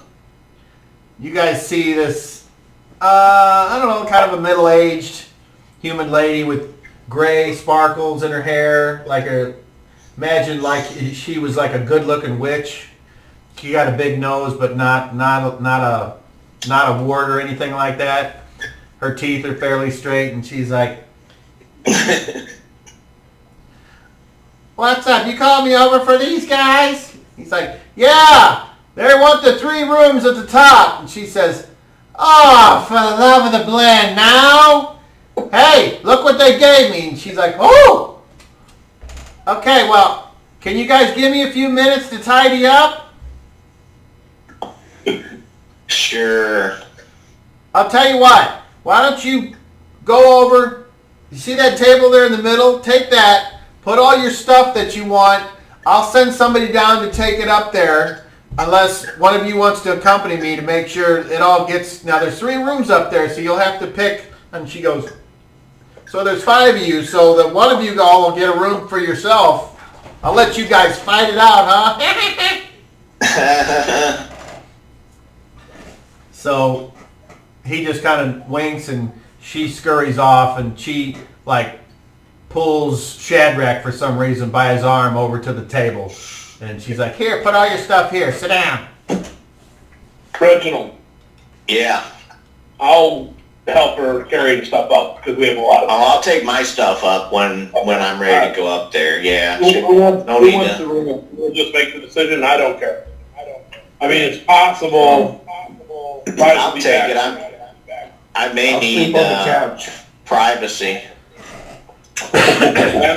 Okay, so you guys are all at the table now, and she's scurried off, and she's gone to the back left. There's a circular stairs, and she's climbed up them off the first, and she's already going up to the second. She's gone. So you guys are now in this loud, boisterous inn, trying to have a conversation. It's a far cry from the quiet forest travel that you just had. So yeah. So just for the record, you got to speak up a little bit, but I don't expect you as players to yell to each other over this medium. So just understand that that's the ambience I'm trying to create. There's lit candles and all these round rings or wheels in the ceiling held aloft by ropes, and every so often you see the main cook and bottle washer there guy, whatever his name is, he lowers them down and replaces the candles and lights them and pulls them back up. And he seems pretty strong. Go ahead, Coben. I look at the only other elf in our group and I ask him if he wants to share a room. Sure. If you want, I can take your stuff up to the room. Or I'm going to carry my stuff up. You have me to let her do. I don't mind placing my stuff up there. Best to know where the room's at. Right. So we head on up, Kyle, to the 3rd floor. I thought we were going to give her a minute to tidy up. Oh, well, okay. I mean, you're welcome to Well, go, but Yeah, I think everybody's just gonna carry their own stuff up when it's clean. Reginald, what do I owe you for the roof? nothing. Well, thank you, sir. No problem. I got this, Okay, guys. so a wench, a buxom wench, classic D&D trope, comes by and says, "What can I get you guys to drink? You like our place? Look at that's some pretty good music over there."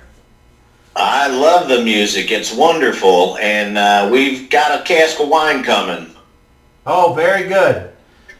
And then she a kind bowl of milk, please. She kind of puts two and two together, and then she's like, "Are you taking that in your room, or did you want me to bring it here to the table?" Oh, yeah, you're right. Maybe just a bottle for the table. Okay. She says you can get a cheap bottle of wine for 1 silver coin, or you can go up from there. Wow, what's your fancy there? Good looking. Let's do the 3 silver bottle. Okay, that'll be the Chateau de Leon. Hey, Oh, yeah. So she leaves. how about I bump it up and I pull out a gold coin and give it to him? Go ahead, get us for one. You want 3 bottles of Leon, or do you want 1 bottle of?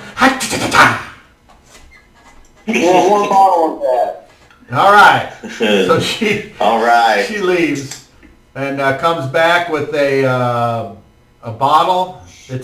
It's not really so much like a see-through wine bottle as it is a pottery thing that's like a huge jug.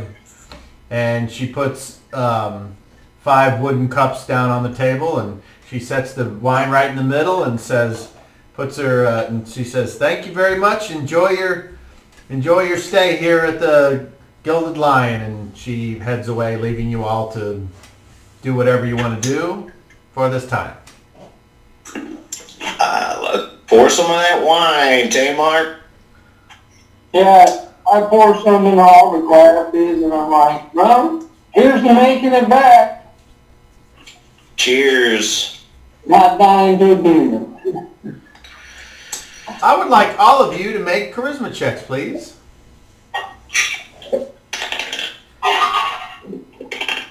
And I will start at the bottom. COVID. 25. Shadrach. 21. Pick. 31. Reginald. 34. Tamar. 22. All right. Well, the wine goes down. It's tasty, and it's really good wine. You're almost surprised that yeah, it's like after you drink it, you kind of look at each other and you kind of chuckle. And then who got the 30? Was it Reginald? Did you get the high roll? 30 something? 34. Okay. Reginald, fucking ladies, man, you notice that there's a girl up front that's looking at you. And when I say up front, I mean closer to the stage area. And she appears to like the cut of your jib. I smile at her. She's got long blonde hair and heaving bosom and appears to have all her teeth.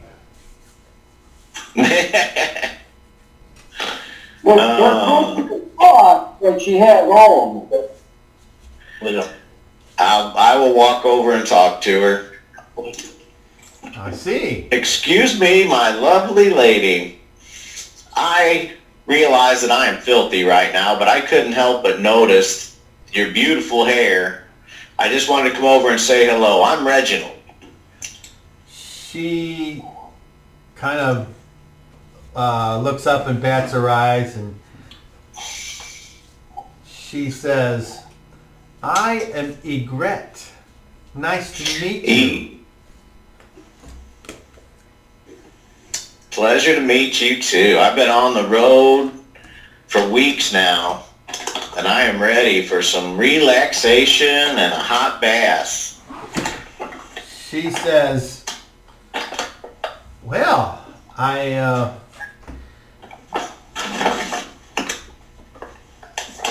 not sure what to say other than, are you staying the night? Oh, of course. Once I get cleaned up, maybe we could have a glass of wine and dance to this wonderful music. She says, or I can help you with that bath. Now that is the best idea I've heard in a long time.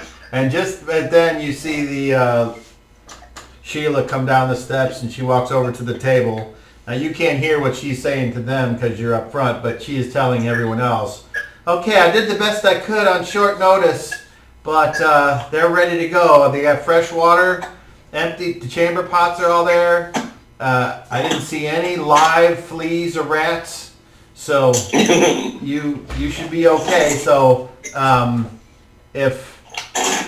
and then she kind of looks at all the stuff and she's like, I guess if you'll tell me which room you want these in, I'll carry your bags upstairs.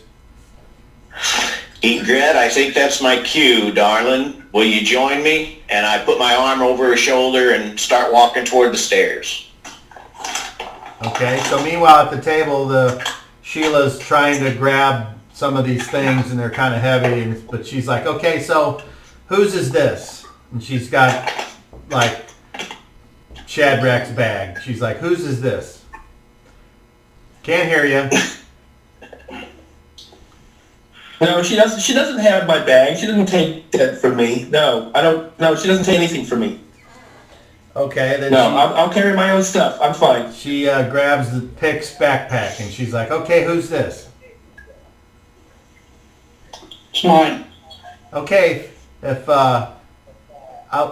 let's go and you show me which room it is you want. I've got 3 keys and you can pick which one. So she grabs it and starts lugging it. Hey, Mark, it looks like we're bunking. You follow her up the stairs, Pick? Yep. Okay. Grab my stuff and I'm gonna go up the stairs with them. All right. I meet up, heading that way. So after a short time and she figures out that the rest of you have grabbed your own things, she basically says, okay, so this key is for this room, and you can see it's marked with a 1, 2, or 3, and you guys can get in whatever rooms you want. So who's going to take room 1? Are they interconnected? No. Okay. I'll take room 1. Okay. Reggie, room 1. Okay, who's in room 2? Pick. I'm taking the room at the end of the hall. It's around. You go up like to a landing, and then there's a door to the left, right, and forward. So, and it makes sense because if you remember, I described this as a tall, pointed roof. So you can imagine these rooms. They're kind of they're decent size, but they do have these slanted roofs. So you kind of have more room on the towards the inner part of the chamber than against the wall. So Pick's in room 2, and then who's in room 3?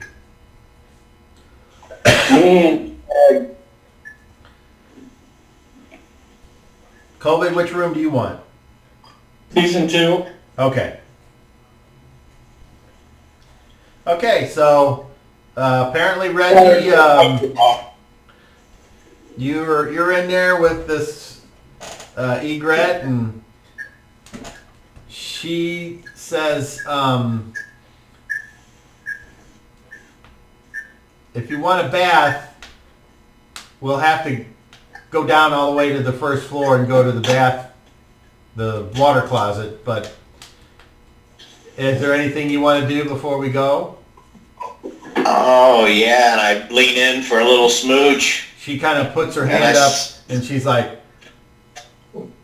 before we go any further, how much do you want to do and how much are you willing to pay?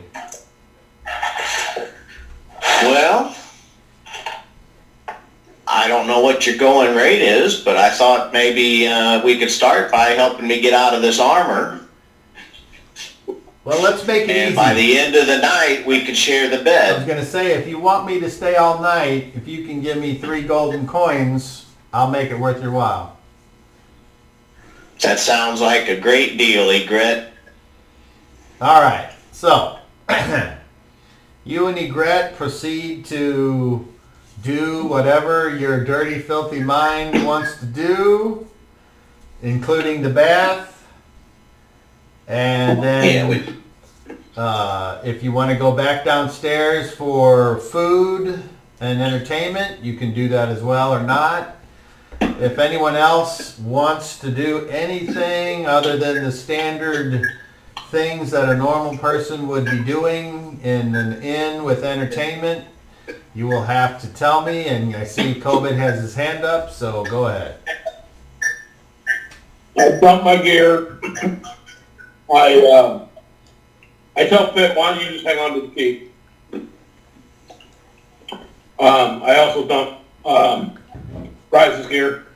I take all my armor off. I have nothing on except my loincloth, my understuff. And I go back down to, and I ask about where I can take a bath. You are directed to the bath. For one bath, it's a silver coin. Okay. Same. I bathe. After I'm done with that, I go back up, or I make myself presentable, and I go in the room and get a table. Hopefully there's one that we can all sit at, and then I kind of hang on to it until others start to, come down. All right, sounds reasonable. And Pick, you said There's something else I want to do, but I'll wait till you get to talk to everybody else. Pick, you said you were going to get cleaned up, and then anything else? No, I'll go back downstairs. Wait for Okay. everybody and get something to eat with everybody. Okay. Shadrach, anything? In the room, I'll suggest to Tamar keep the key. Is there a window in the room? Yes, each room has one solitary window that's shuttered. All right, I open the window, and what's the weather like outside? How cold is it? It's not very cold at all. It's you think you're starting to enter the middle of spring. All right, I'll say, Coben, when we go to bed tonight, I want to leave the window open if that's all right with you, unless you think that's a bad idea. You say that to who? Tamar. Sorry. Yeah, that's probably a bad idea. I just want to... Yeah, okay. Well, I just thought we might have to make a quick exit, just in case. Oh, we have to make a quick exit. This is a third story. You gonna jump each story? Yes. Alright, well, well, yeah, I'm gonna go take a bath and get some, clean my clothes up and stuff, and then I was gonna enjoy some music down there and some food. So, are you doing any or all of that, or? I'll join everybody else when I get cleaned up and eat, and then I'll go to bed early because I won't stay up late. I won't drink. I'll just drink milk for the rest of the night, or maybe some mead. I won't drink any.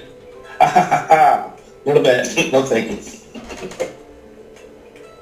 Where's your sense of adventure and excitement? It will be all over the floor if I have too much of it. It's in the cave of madness. It's called moderation. You don't have to, drink excess.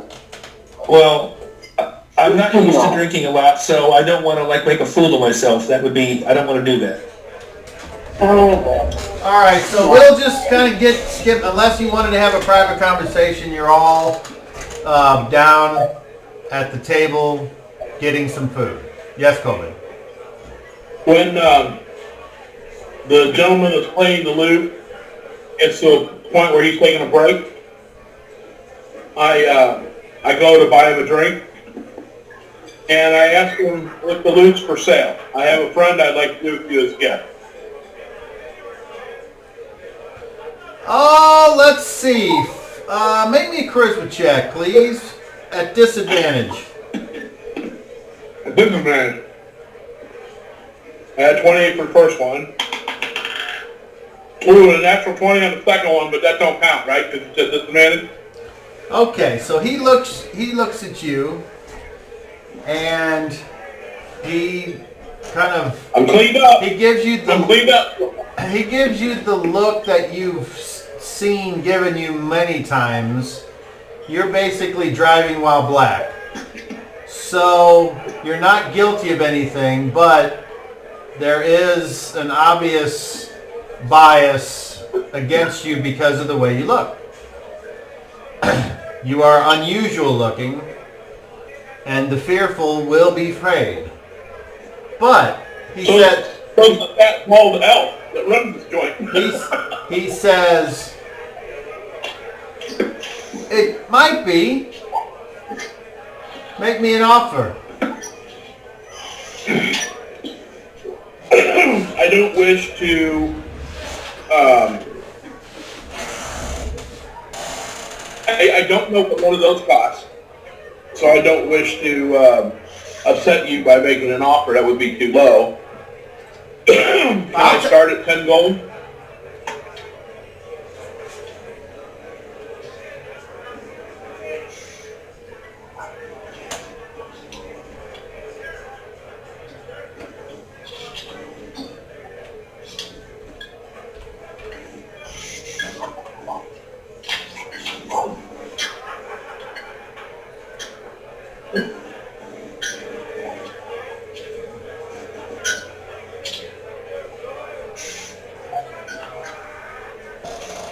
He kind of laughs, and he's like,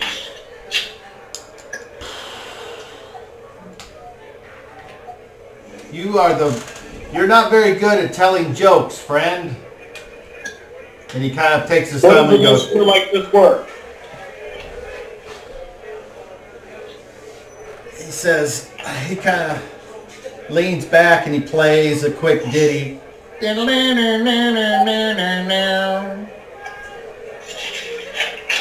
And then he says, this loop was handcrafted, as if anything else would be not handcrafted. Made from the whispering willow tree of Wagon Trail Halls. It's said that this wood was beloved to make stabs by the tree folk. And it makes the most wonderful and beautiful sounds in the hands of a trained musician. I agree. How much is it worth? How much is it worth to you? 50 golden coins. Would you take 40? I feel like that would be an insult to all those that died to try to get this loot from me before. I feel that you could commission 2 of them to be built for that cost. My friend, you just said you don't have any idea. I don't, but I am not an idiot either. Well, I would never dare make that kind of accusation at all. That's rather But that's why you're a gentleman. I think 40 is overpriced, and you're right. I don't know what it costs, but I believe it to be well overpriced. But I'm willing to give it to you because I'm in a generous mood. If you'd like to take me up on the 40, I would like to do that. If not, and I'll tell you what, I can wait till you're done playing tonight so you don't lose any money here as well. If you don't feel that's a fair enough offer, you probably will never see that kind of an offer again. But the drink is free on me. Enjoy your... He gives you a wry smile and a wink, and he says, perhaps. And he walks back up on stage and starts talking with his bandmates. I go and sit down at the table. So Egret's like, oh, this drink's tickling my nose. Hee hee hee. It's some good wine. It's very good. So, are you all friends of Reginald's? Yes, these are my traveling companions. We've been on an arduous journey to the north. And hearing that music over there is just exactly what my spirit needed. I can't wait to go pick up my loot that I had commissioned tomorrow. Hopefully they're still open. Oh, you're a musician? I am. Well, I can't wait to hear you play something besides me. You're too cute. She kind of buries her head in your shoulder, and then she's like, I'm hungry, but I don't really want you to pay. You've been so generous with your attention and your gold, but I would like something to eat. Is it okay? Me? Yeah, you dine with us. Once we get some dinner, we can go back get some upstairs. Yeah. She takes another drink. And then the waitress comes around and asks if anybody wants anything to eat. And she says we have the special tonight is clam chowder. And you can also get the tradesman's platter, which is vegetables and a small piece of pork. Or you can go for the warden's wonderful feast, which is basically triple of the other thing. So depending on how much you want to pay, it's 8 copper, 2 silver, or 5 silver. And that's the kind of meal you get. I give her 5 silver. I want the big meal. Okay. So I would hope all of you would check that money off on your inventory, and whatever it is you want to eat, that's totally up to you. And as you all are waiting for the food,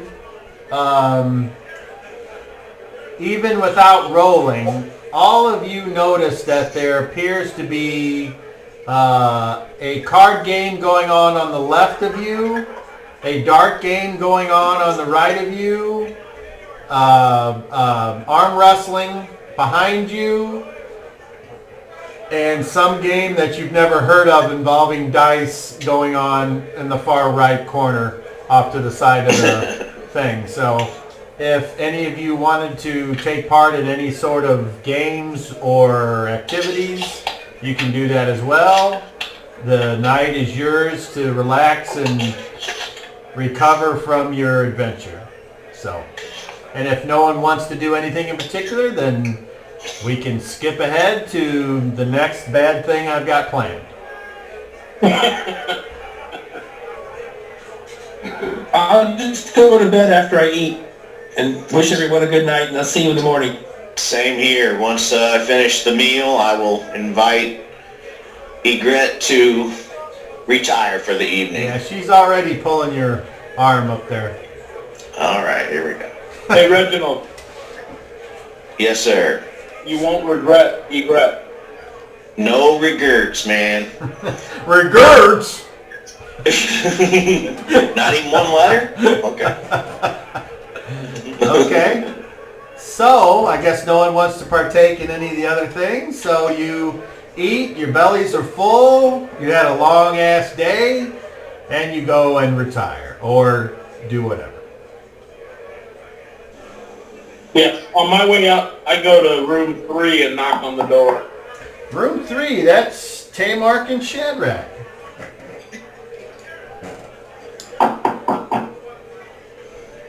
Shadrach, there's a knock on your door.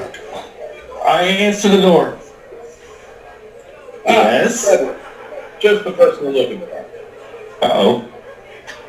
I noticed after my bath, one of my bandages was changing. Do you mind looking at these and doing whatever magic you do overnight to see to our healing? How badly are you injured? I'll just ask you. Severely. How? Barely? Severely. Still. Oh, okay. All right. If anyone, and I'll make the rounds. to see if anybody needs to have their wounds tended, and then I'll go to bed. Thank you, sir. I forget because I'm healed up myself, and I just take it for granted. I It must apologize. feel nice. I'm good. My wounds are being tended to, buddy. Come back later in the morning. Yeah. You all right in there? Okay. Yeah. Somebody You got a sock around the doorknob? somebody's getting stabbed in that room tonight. But yeah, so everybody can gain their 3 hit points tonight if they need them. And if anybody needs a big heal, I can do that too. I mean, I keep a couple of those in. I'm fine. You were saying something about big deal. What is that? I mean, I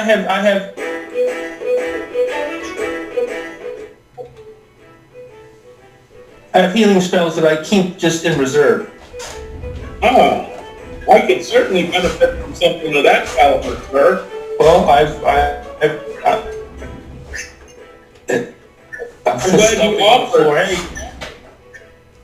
Well, if you're ready, I'll lay it upon you now. I'm always ready, sir. All right, Cobb, I will cast heal moderate wounds on Covidius. Okay. Do you do or say anything that might give you a better outcome? I'll reach out if he'll let me, and I'll place my hand upon his chest as he's seen me done before. And touching the wood of the surrounding material, I will bless him through the power of nature, and just let his wounds be healed. Okay, roll with advantage. Ooh. Well, there's a 3 and a 5. Have 5. Thank you, sir. I actually felt that one. Do you need more? Do you see my wound healed? Like I said, if anybody else needs healing, I have another decent. I mean, I can. That's what I keep them for. Well, I don't want you to get in trouble or blow against your face, but I can certainly take whatever you've got to give out. Well, I'll make a ritual of it right there in the hallway or in the bedroom, whichever you prefer. Whatever you prefer. And well, wherever I will just continue what I was doing, and I will continue praising the forces of nature here in this great metropolis, this place where you wouldn't expect that, and I will heal light wounds.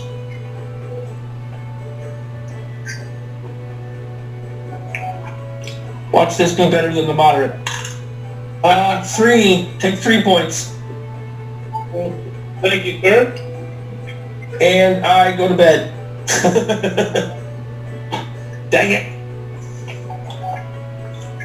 You have a pleasant evening. I'll see you in the morning.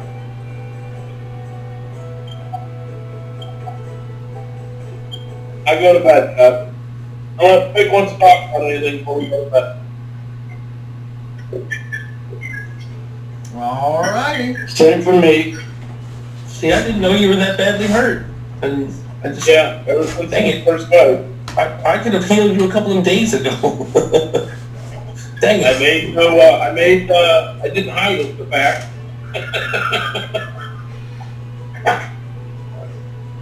Alright, so as you all rest comfortably in these beds that are not on the floor, not getting bitten apparently by long dead fleas or mites, not hearing the scratching of rodents,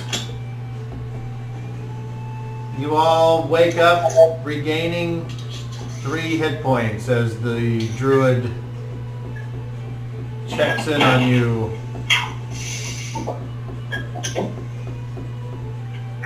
And once I need to sleep again, in for 45 minutes, guys. in the morning, the only thing unusual that happens is that Egret gathers her things and kisses Reggie on the cheek and says, "See you later," and See you soon. slinks out the door.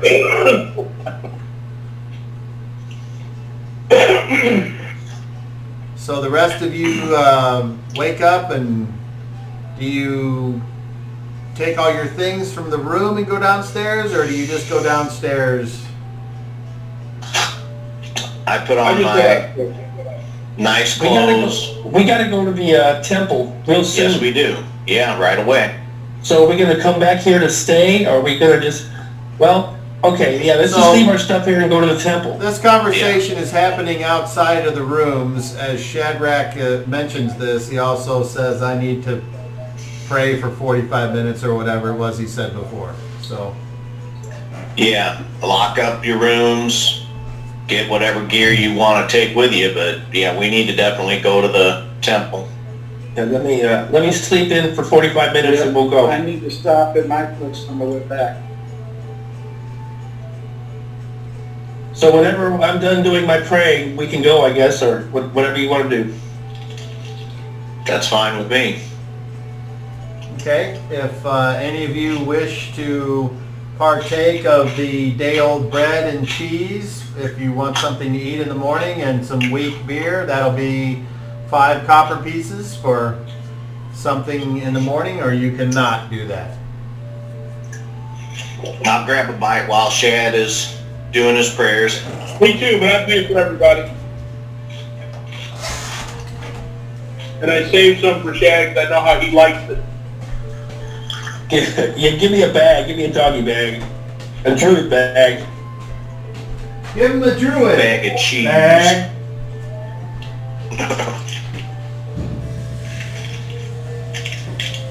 Man, I dread telling Flaggy's dad what happened. I always hate giving that kind of news. You all notice. Maybe that's why Rise ain't here. He don't want to be a part of the claiming responsibility. You all notice that Egret is nowhere to be found this morning. I don't blame. Well, I mean, it was Rise's fault, but I don't blame him. I know he wasn't trying to do that, but... Right, but he may still feel culpable because it happened. Well, I think he would feel responsible. Maybe that's staring at him too. I don't know. Only guessing. Hey, do you think we should get something like to help off the wall? What? Something for what? Like, donation or gift or something to... I intend to make a donation while I'm there in Flaggy's honor. You know, last time they didn't want money per se, they wanted other things. What other things that they want? I think giving them money might be kind of tacky. I think they're more interested in advocacy or physical donation versus monetary donation. Is what I got. I didn't catch hardly any of that, Dan. Dan, you're underwater again. It seems to me that they were more interested in physical or non-monetary donation action. Hey, Well, however you see fit to honor him, I'm sure they'd appreciate that.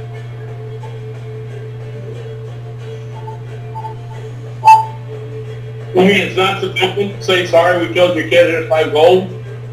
I'm just joking, badly.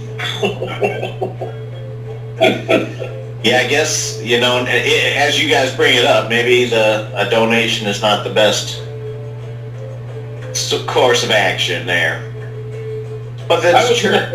I was not there for hiring. I was not there. Neither was The I. agreements were made with them. I was outside the front. I kind of feel I shouldn't necessarily go in, but if there's anything that can be done, if they need something done, I'd be willing to, you know, feel free to add me to whatever needs to be done if there's something they require. Shadrach, was it you that hired Flaggy on? He wasn't hired. They just offered his services. Well, Yeah. but They said yeah, they were looking for a healer. what, And, was it you that went to the temple and found Flaggy's services? You all went in. I thought it was both of us. That was my memory, but Oh, it was, I watched here. because you came and fetched me. Hold on, one at a time. Shadrach first, then COVID, then Tamar. Yeah, you came and fetched me in the morning, Reggie, when I was healed, and then we went and talked to him. Go ahead, COVID. That was my memory. Go ahead, That was my COVID. memory. We all went to the temple. I stayed outside, walked out of gear, where there was not much taking any of it in, and you guys came back out with Flaggy and explained to me who he was and what was going on. No, you didn't bring him out. He met us later, and then you guys explained to me that's the kid that's going with us or whatever. And I remember seeing him earlier on. We had some issues with him, but he apologized for that. And you guys told us, actually, Reginald, you told us what we were supposed to do, and we were supposed to protect him, prevent him from dying or getting hurt. In exchange, he would use his services for us. He's out there learning. He's going to give a journal of everything. Make sure the journal is returned with him. Something that his dad or people there are supposed to look at or something. I don't know the rest specifically because I wasn't in the room. I don't know what we call. Go ahead, Tamar. And get closer to the mic. Move up. Move up. Move up. it was me and Shag that went to look for a healer, and we came back with him. And That's my recollection, yeah. I wasn't there. I don't remember being there for that. I just remember it was me and one other person. I thought it was you, Reggie. Well, yeah, it was me, so I will break the news to the father. Since, I'll be there too. Okay, so you guys had the conversation and you partake of the bread and cheese, and the spells are, the manna from heaven has returned to the fuzzy grumpkin, and now what do you guys do? Here, can I clarify something real quick?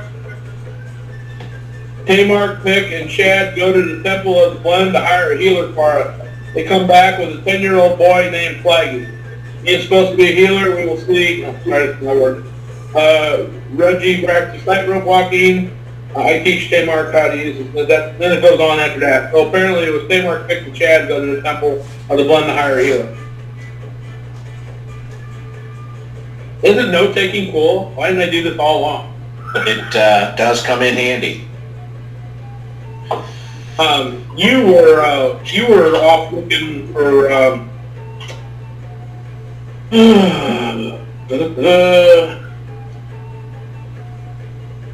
So I want to talk to you guys split up. the main barkeep, and I'd like to make sure we hold these rooms for a couple of days, friend. Is that all right with you? It says if you prepay, you don't have to call me friend. You can call me by my name. Well, what is your name, sir? I'm Reginald. I'm Nolans. Noddins? Nolans.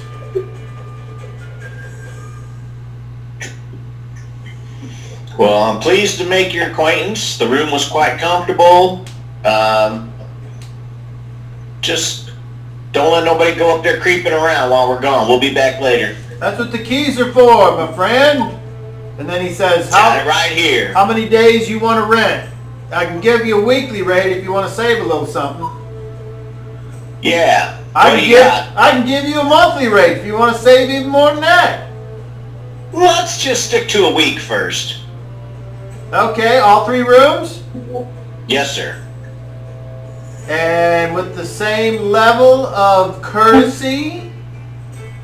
But of course. Okay, so I charged you 5 golden coins for a night for all 3 rooms, right? That's what it was. So, normal week would be 35 golden coins, but because you're willing to pay in advance, I'm gonna take 5 golden coins off that. 30 golden coins gets you 7 days of comfort at Norland's Gilded Lion. Is that a deal? Well, that's a deal. And I reach into my pouch and I pull out 30 You coins. see him go like this, and he goes, 30 coins, little man. Put that shit in my hand, or you owe me, oh. Oh me, oh. And I counted it out, one at a time, at 30 frickin' coins. And then you see him flip his hairs, and he goes, snooch to the nooch.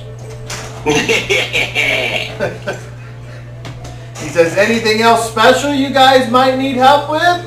I know a little something about cha-cha, chicka-chicka-cha, something. Well, we can talk about that later. It's a little early for all that action. Well, I'm always I gotta here. drive. He grabs the coins, he starts putting them away, then he goes to cleaning. Ignore All it. right. The rooms are secured, friends. What do I owe you, sir? Nothing. You're quite generous, Reginald. Now, I think it's a group effort that we've accomplished things and made it this far, and I just want to pay you guys back for all your hard work. This one's on me. Hey, you got the meal, so we're all working together. Shall we away to the temple? Sheila! I need those backpacks changed upstairs! Yes, Shed, Tamar. So, who was supposed to pay us for the last job? That would have been the abbot, and after breaking the news of his nephew's death, I didn't feel it was appropriate to even ask for any coins. Alright. We had the upfront money that he gave us, and that'll have to do. How much did you give us up front? It was 200. Did you give that up there, buddy?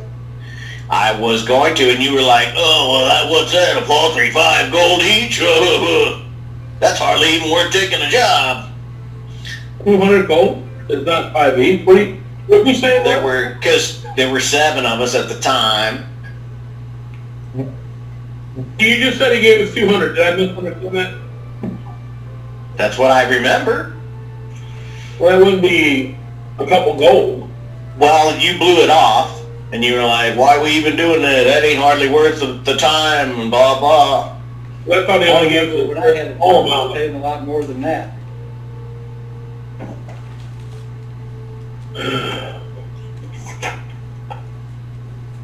But that's what is taking care of our rooms and stuff, so. And just keep the 200 for community. So, It's group monies. Out into the street, strolling in the daylight, sunshine, and peaceful without wearing armor. And I just got my dagger on my belt, my fine clothes on.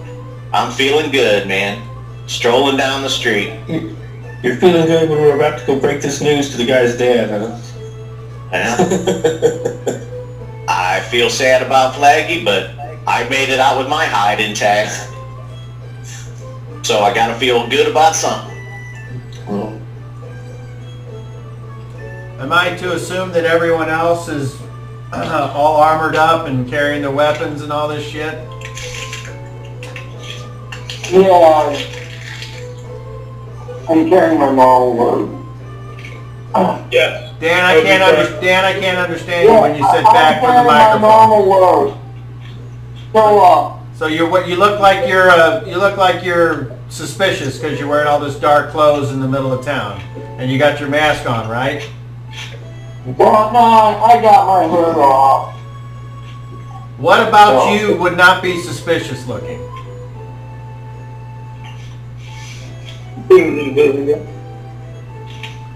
Nothing. Okay. So we got a guy that's dressed in all black. We got a guy that looks like a regular townsperson. Yeah, I'm not wearing it. I have my sword belt on with a sword on it, and that's it. I don't have anything else on. I don't have any other armor on, I should say. No shield. And if you're not wearing that stuff, should I assume you left it locked up tight in your rooms? Well, it's locked up in my room. I hope it's tight. Okay. Shadrach, you're wearing your usual... I just have my normal clothes and my scimitar, that's it. No armor underneath your robe? No? Okay, what about you, Pick? Do not have my leather armor, but I am carrying my dagger and a short sword. Okay. So...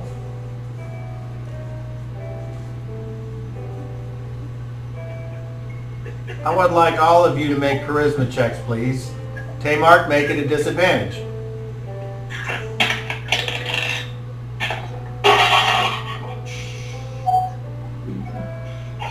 Reginald. 31. Pick. 29. Shadrach. 33. COVID. 26. Tamar. 16. All right. And you all are going back to the main temple of the blend here in Tila, is that correct? Yes. Okay. Well, you make it there, no problem. Who goes in?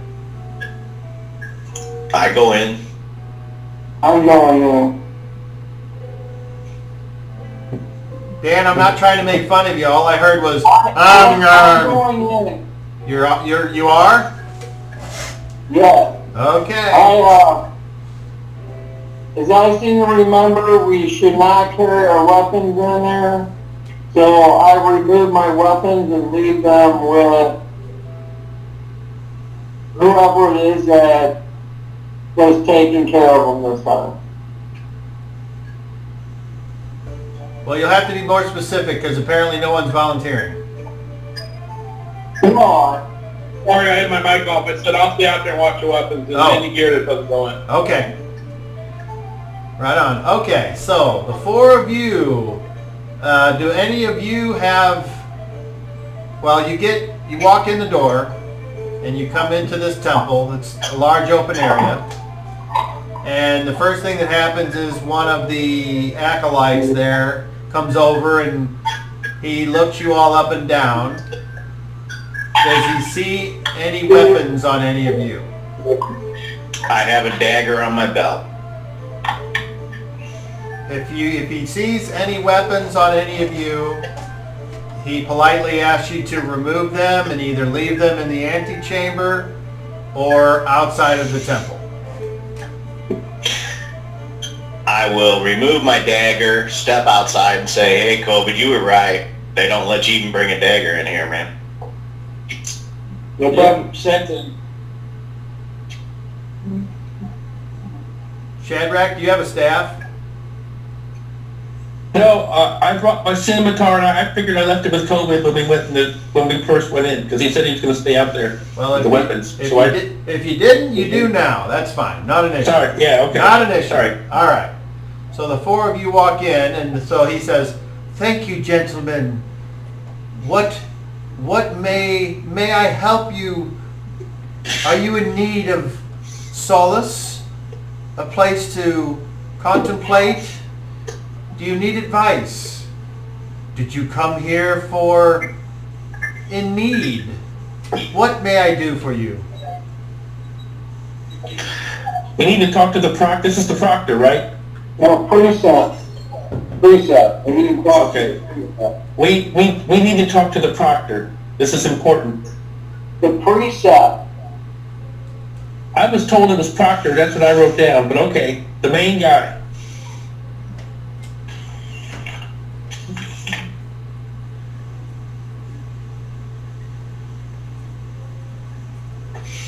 Okay, awesome. He says, wait, I'll see if he's available. And he just kind of walks away, leaving you all just kind of hanging out by the front door there. A couple walks past you and walks out. They kind of look you all up and down. And some other guy walks in with a package under his arm, goes past you and heads off to the right. Short time later, the acolyte comes over and he says, yes, Procter Gamble will see you now. And he asks you all to follow. You follow him? Yes. All right. So he takes you back into that same office that you were in before when you were here. And you see him there. And he gets up and he has this big smile on his face. And as you all file in, you see his smiling face turn to a dark frown as he's looking past you all at nothing. I remove my hat.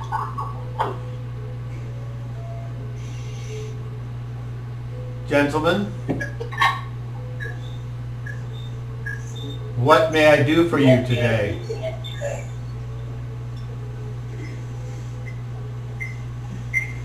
Shad? Proctor, your son is dead.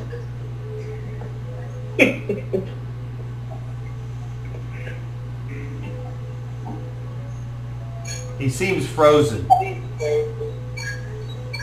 It happened, it was an accident. But it was not unnoble.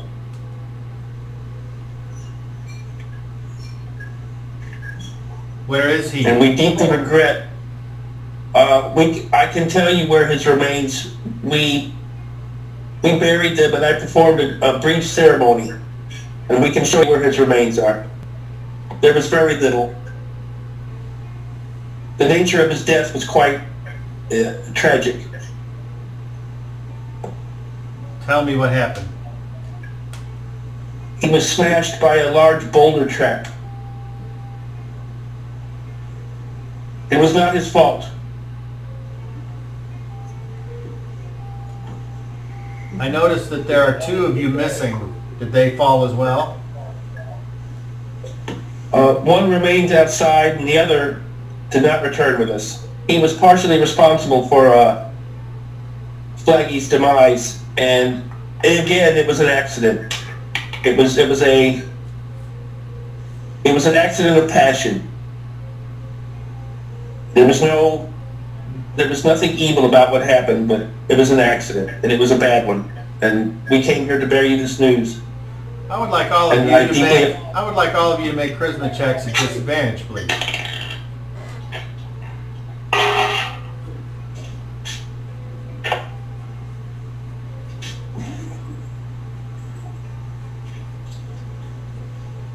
Kmart. 23. That's with disadvantage. I rolled a 15 and a 19. Reginald. 18. Pick. 22. Shadrach. 19.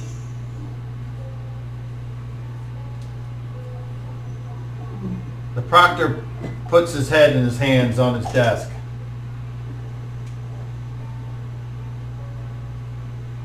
And I would like those of you that have observation to roll that.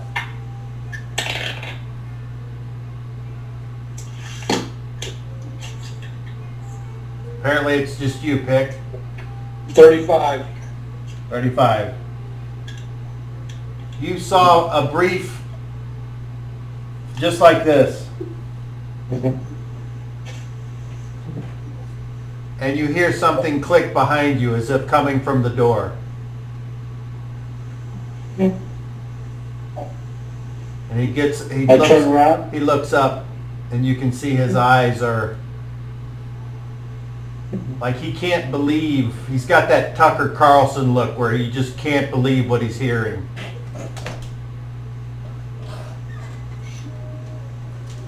And he says,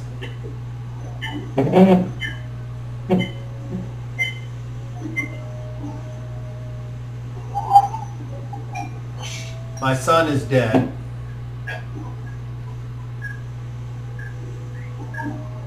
There is no body, so I may say goodbye.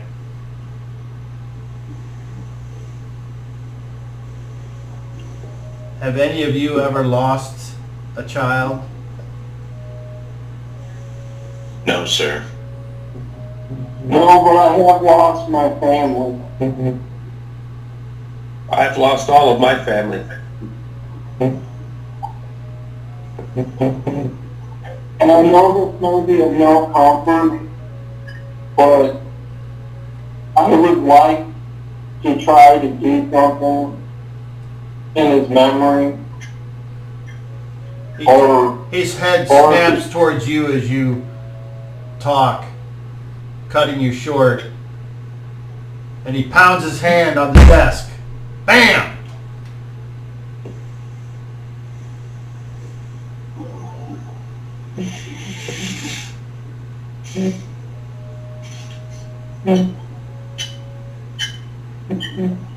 Tell me how Flaggy died.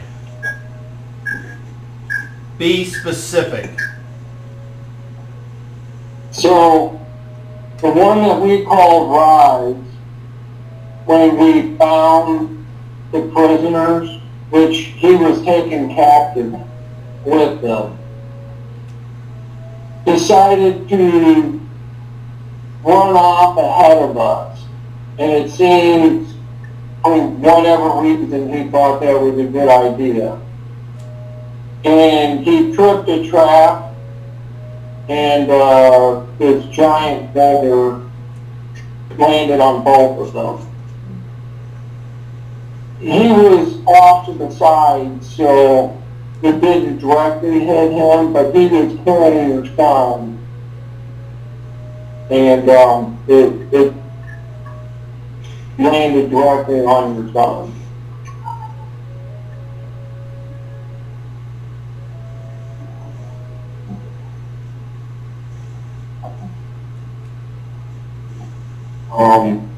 His intentions were noble, but he meant to remove Flaggy from the danger. But, like as I said, it was a terrible accident.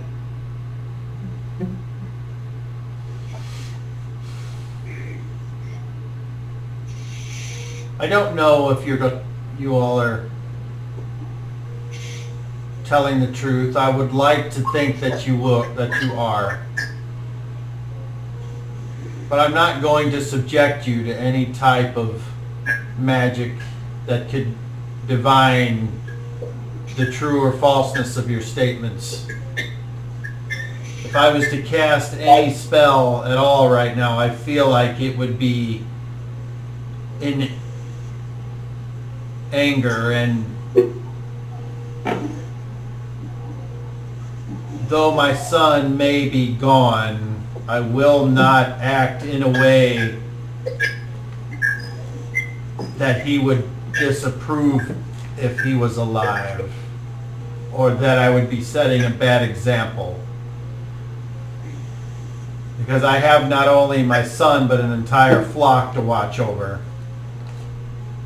And it is our custom to send those with special talents out to help those in the world to try to do good. So I can't fault you all until or if I learn anything which would go against what you're saying. With that being said, it sounds like the only way to find out what happened would be to talk to Rise. But as you said, he is not with you all now. Well, Tamark has told you the details. What he says is true. He kind of looks over at you and gives you the look of, is that so? Flaggy was an incredible young man. his loss saddens us all. And Proctor, I believe that Rice was deeply affected by his death.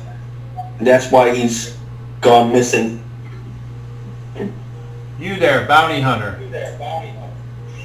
Yes. I'd like to hire you.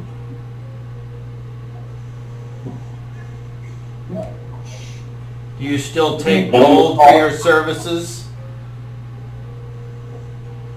In the task? In the task?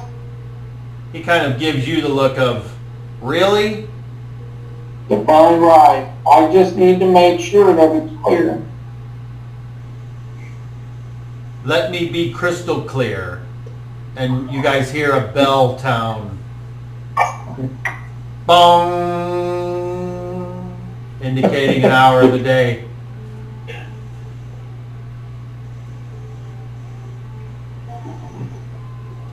I want you to bring Rise to me. And if he's alive, I'll ask him.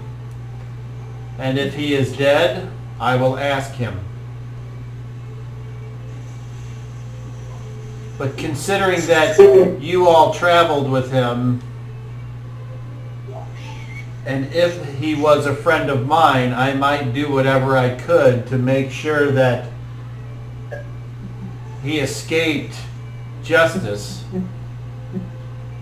I'm going to ask you and any that you might wish to join you on this quest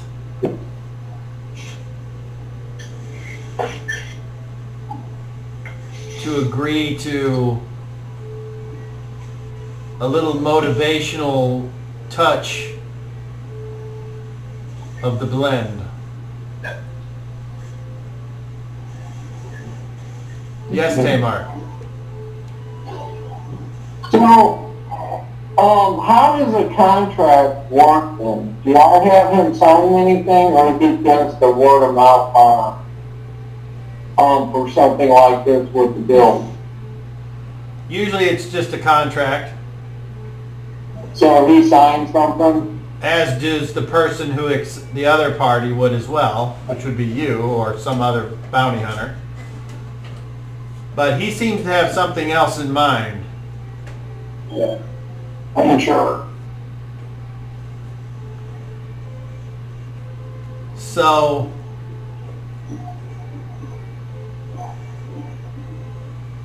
instead of me appearing in a way in front of my congregation, I'm going to ask that you remove yourselves from my sight. And I'm going to have papers drawn up, and if you accept the job, there will be terms, and then you will have any that you wish to participate in the capture and or return of Rise. And if none of them wish to sign, then we know where they stand on this issue. And we will find other ways to find out what happened. And I hope for your all's sake that you're telling the truth. Because I don't assume anything. Do you understand me? I do. Then come back on the morrow. You and anyone else that wishes to be employed for the type of reward which I'm sure you would accept in lieu of another one of my students. I think that way will no longer be available to you all until this business is concluded. Now, good luck to you. And you hear a come from behind you and the door swings open. I kneel down in front of him and I say, I will see you tomorrow. And I am truly sorry for what has happened. And then I get up and leave. I exit the room. As all of you leave, right before the door closes, you hear the sobbing of a father who has lost his child before his time. And you are all now outside of the room, and there's a short little hallway before it opens up into the cathedral part, and you start to hear the singing of a congregation that seems to have gathered in the meantime. And as you walk out, you hear their voices ring out in words of glad tidings and joyous, bountiful harvest that the blend brings them in their day-to-day lives. And as you leave and the door is closed behind you, the sound is muffled out by the sounds of the city and the moving of carts and wagons and people hawking their wares and the tanners beating their leathers and etc. And the dog barks as it runs by, and there's COVID waiting for you. Thanks for holding those weapons, buddy. Well, not that you would be cheering, but I mean, you guys were a little down from whatever happened. I guess it did go well. Well, as you can imagine, he's very sad. He wants us to go after Rise. You what? He finds it suspicious that Rise is not amongst us, and he has heard that it's his fault. So he suspects not all the truth may be being told. But he wants Rise before him to tell the story himself. He was the only one. He was the only one present when the event actually took place. Well, we only saw the aftermath. I removed the block off of Rise and Flaggy. What was left of Flaggy? I'm not going to play the he said, she said, something else what could happen or could have happened there. We know what we know, but it doesn't mean that something else didn't happen or played out a little differently. But the father would like to hear the son's death from the man who had the most responsibility in it. And I feel that's fair. I don't disagree. So he would like us to track down Rise and bring him back. If anybody wants to help me out in that, then that is fine. Let me ask you a question. Then that's fine as well, but I will be on my way by myself. Let me ask you a question. I'm sorry, I have agreed to do it. There will be contracts drawn up tomorrow that we will have to sign. Anybody who wishes to be included in.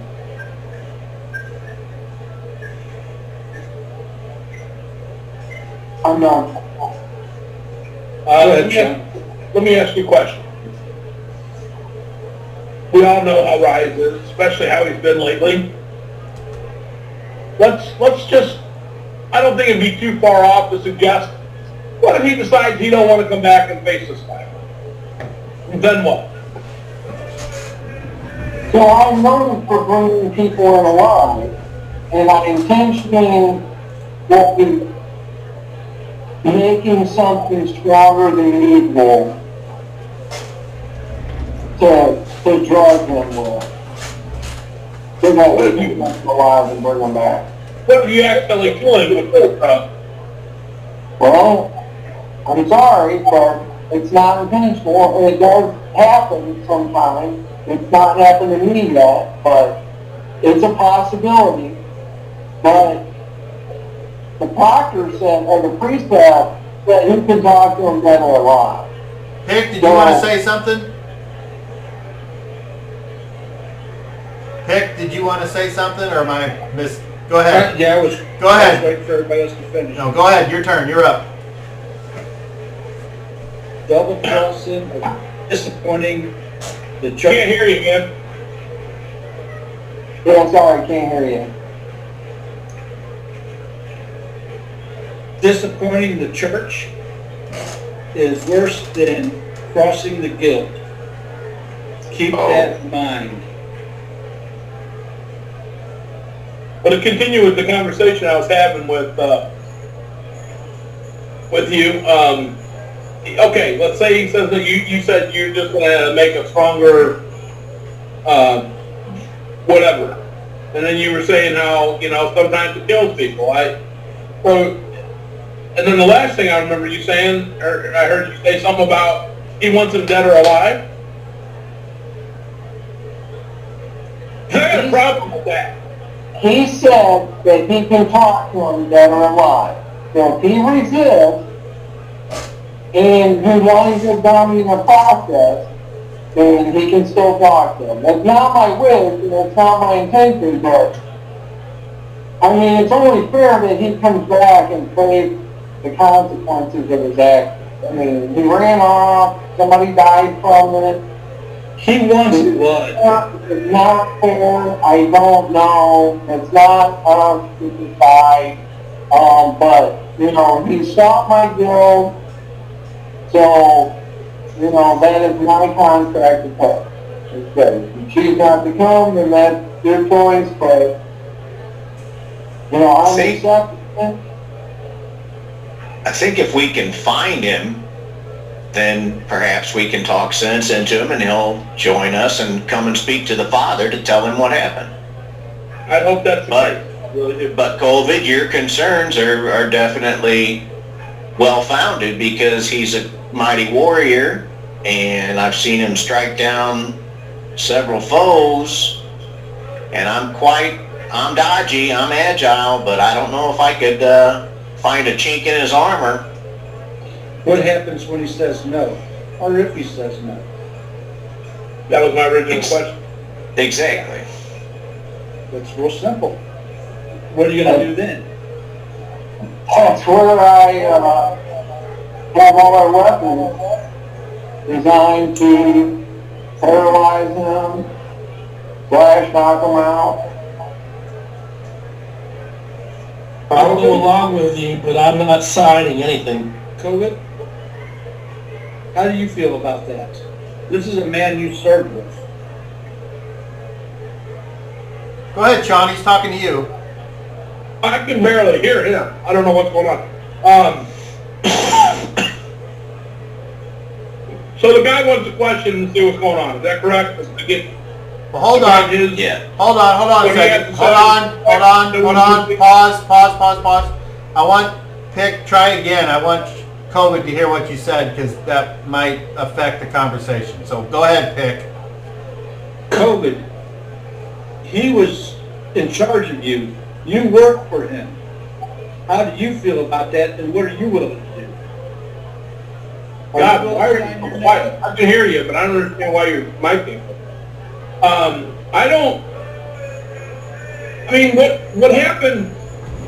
What happened with Flaggy, I think was a stupid accident.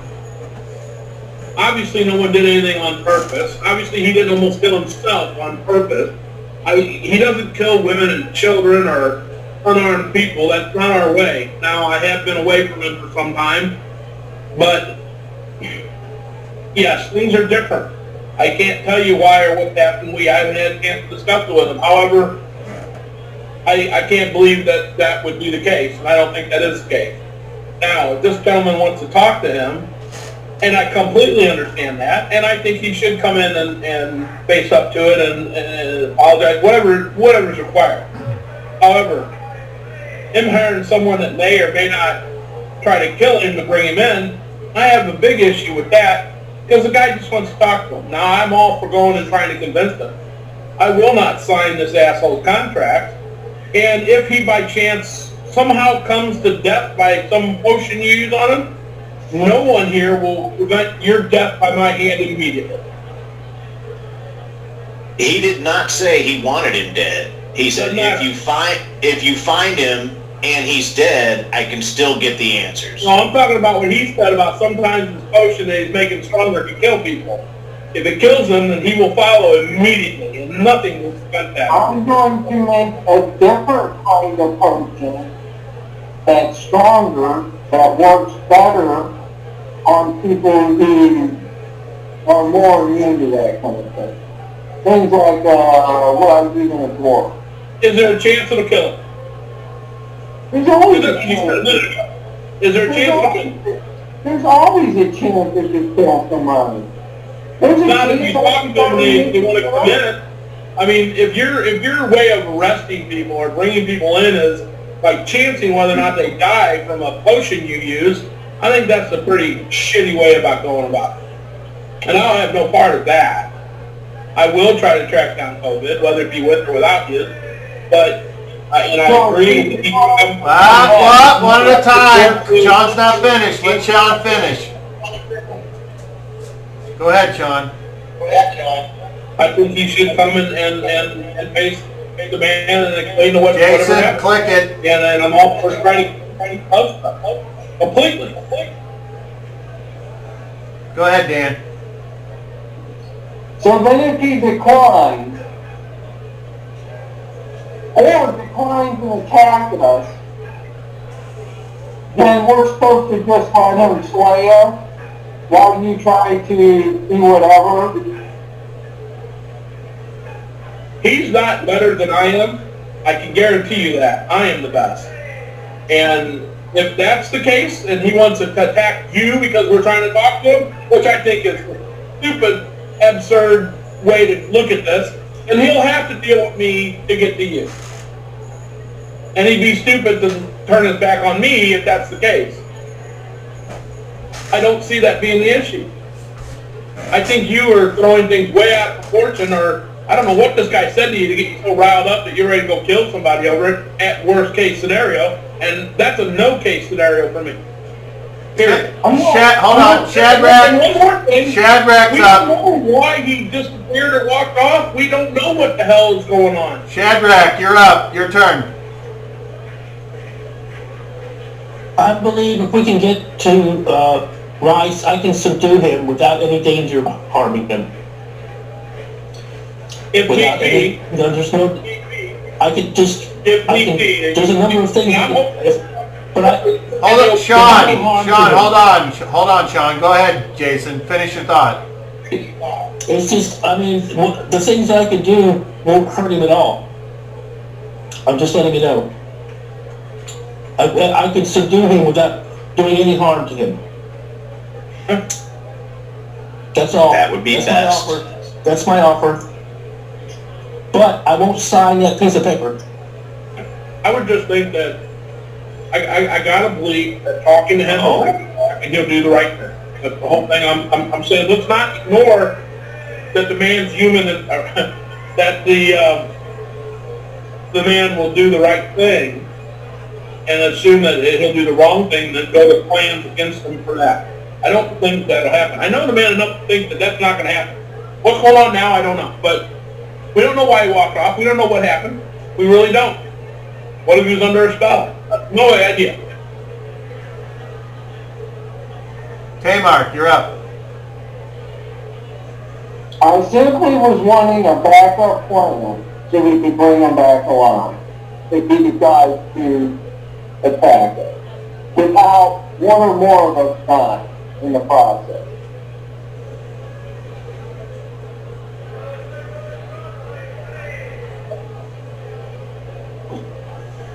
All right. So my intention is definitely not to kill him.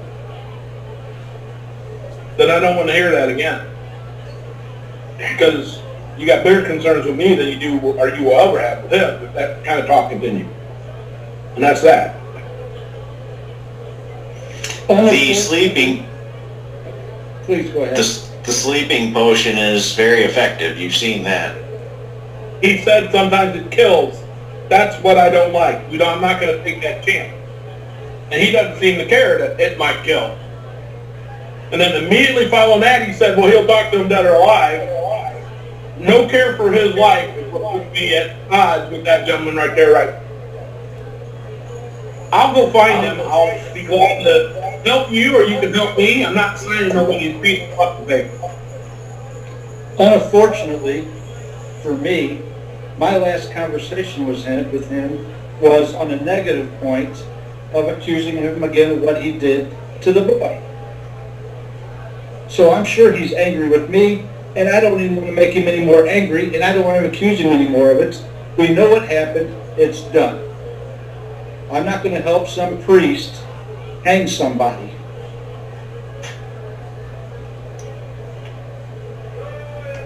Go ahead, Daryl.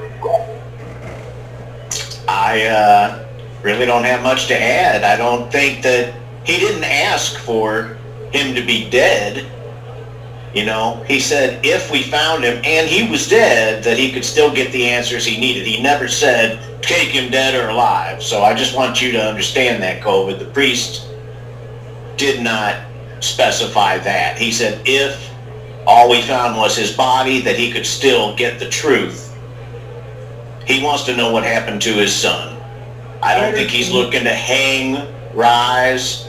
There may be penance or something of some sort that he asks, but I think it's just he wants to know the truth. Go ahead, Tamar. I believe that. If I was so uncaring about his life, why would I try and be known and bringing people in alive? Why would I go out of my way to bring them in alive, as to killing them outright and bringing them out? I don't know what you have or haven't done in your past. Only what you tell us. You're the one that mentioned to me about bringing it back possibly dead, that your potion could possibly kill. These are your words that you brought up. Well, you can go to the guild and ask. My reputation precedes myself. I'm known for bringing people in alive.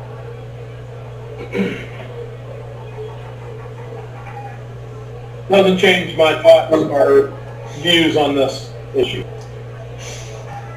If you can just, I mean, I'm not in a big hurry to go hunt down Rice, but if everybody else wants to go get him, I'll do it. I won't sign a piece of paper to do it, and nor will I harm him.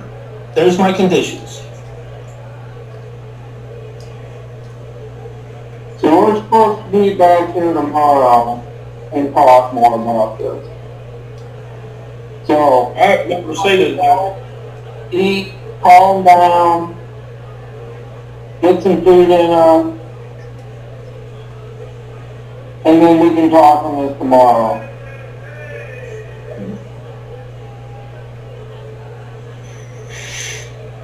I suggest those of you that want to sign this into your papers, you meet back here and discuss whatever entitlement he's going to give you for doing this shit. I'll go find him, and I don't require anything to do it. And I think it's the right thing to bring him back, and I think if it's going to cause problems, then that'll be dealt with to bring him back. I don't see him coming back dead. I see him coming back under his own power and because he wants to do the right thing. That's what I think. I don't know why he's not with us right now, but I think something happened, and it kind of concerns me also.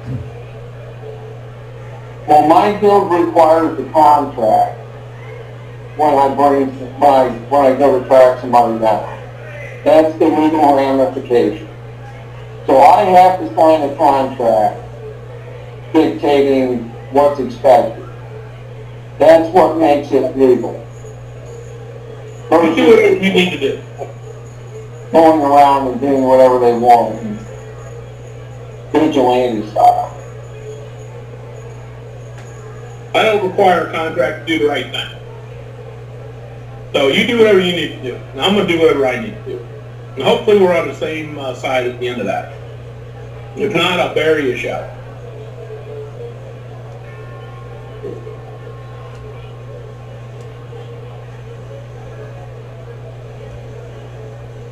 All right, so if you guys are done with this conversation, what do you guys do now? Still the morning, you got the whole day ahead. Yeah, I need to go by Master Bellow's shop and pick up my loot. Anybody want to join me? I need to go to the market anyway. Anybody need any weapon replacement or anything? Can you pick me up 2 full quivers of arrows? Yes, I certainly can. I will pay you back when you get back. I have to go by my apartment. That's fine. So is Toby and Reginald going together, or? That's fine. We're walking that way. I don't know if the Master Bellows place is near the main market or not. I want to go with him and see if there's a herbalist shop anywhere around. Sure, there's probably one somewhere. There's no big priority, just in case we see one. All right, so where do you guys want to go first? What are you looking for? Just some stuff. Okay. Oh, do you need to... You've been expending a lot of supplies on us, especially me. Do you need anything refilled from your medical bag? I'd be happy to provide that for you. Okay. I mean, my money's with everybody else, so just that's fine. I'll pick up other medical. Fair enough. I was just looking for some other stuff, but that's, like I said, it's not a priority. But that's good. Good idea. So where are you guys going first?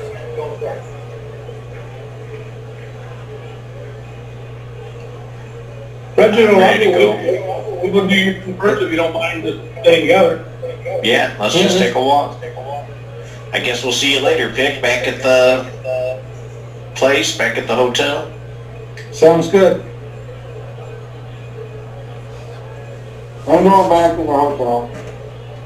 Alright, we'll see you there after a while. Okay, so Reggie and who are going to see the Master Bellows? Shadrach? Okay. Okay. All right. So you return to Master Bellows. Greetings. I commissioned a loot some weeks ago, and I wanted to check in and see if it was ready. Yeah, I remember you. It's let's see, it's been about 2 weeks. We have selected and started shaping the wood. It'll probably be another couple weeks before it's ready. Okay. I kind of lost track of time when I was out on the road adventuring. I thought perhaps it was already done. I'll check back with you. Yes, check back in a couple weeks if you would, sir. Have a good day, sir. And I exit and say, oh, it ain't ready. How much I'll longer? go with you guys to find what you need. How much longer? Couple more weeks, he said. Oh, okay. Oh, I'm sorry to hear that. I know, me too. You know, I almost bought you a loot last night. Really? I didn't know you had commission one, but I out on it. Reggie, you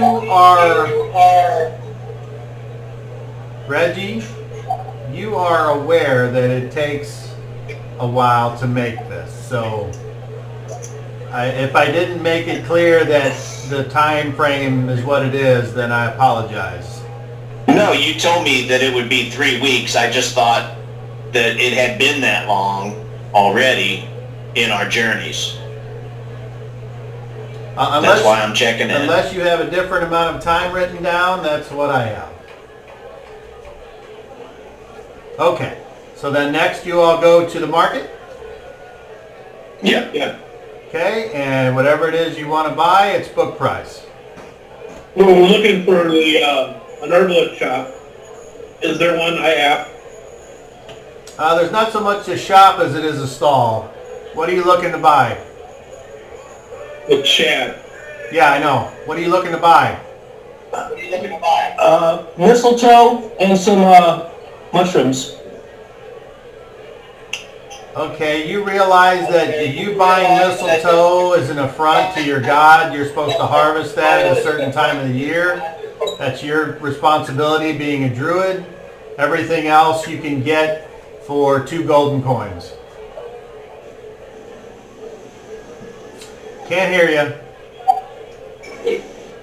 There is a category of used mistletoe, because I was reading up on it, but okay.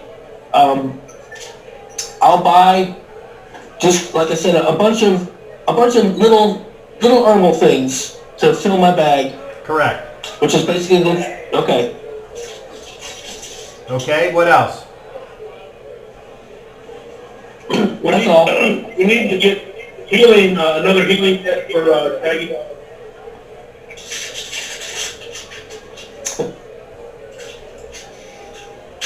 Yep, you can get one, no problem, at the general store. Okay, and we go to the, I guess the Fletcher. I need to get 2 quivers and a barrel. What price? Okay, and then I go by the weaponsmith and I pick up 2 more shard swords. What price? Okay, I'm done. Okay, pick you. Anything else in the shopping from you 3? Nope. Okay, pick. You go back by your apartment and do what? Pay up on my rent, check to see if I've got any messages, check the special little place. You do have a message: at your earliest convenience, please come see the Buttermaker. Okay. You know that means your boss. Right. Do you remember his name? If I had my other notebook, I can tell you, but I don't. I do.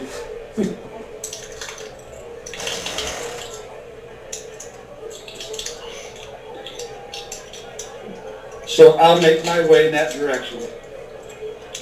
Okay, not an issue. You are checked and escorted in. You're asked the usual security questions, and you are in to see The Weasel.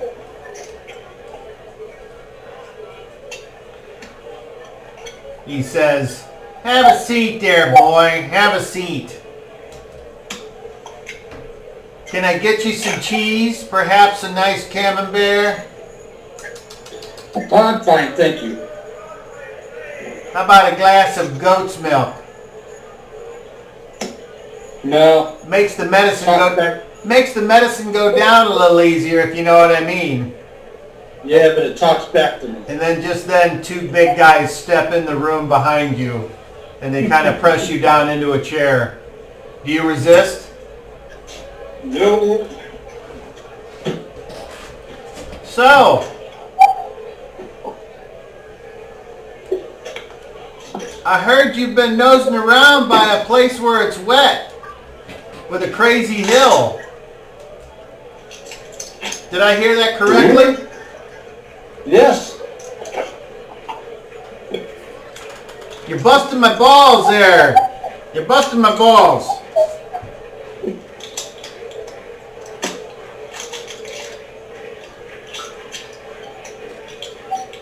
Didn't know you were there.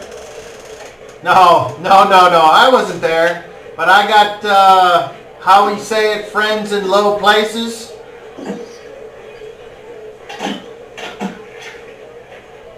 It must be real low because it's submerged back in.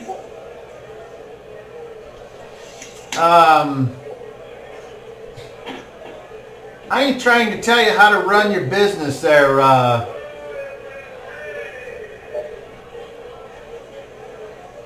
but you really kicked the hornet's nest. Do you know how long this shit's been going on? No idea. No, you don't. That's the point. Perhaps before you start attempting to get those 1,000-count sheets and those big pocket pants, you ought to consider what exactly it is you're trying to accomplish. Are you turning to religion? No. why you doing why you doing jobs for a song?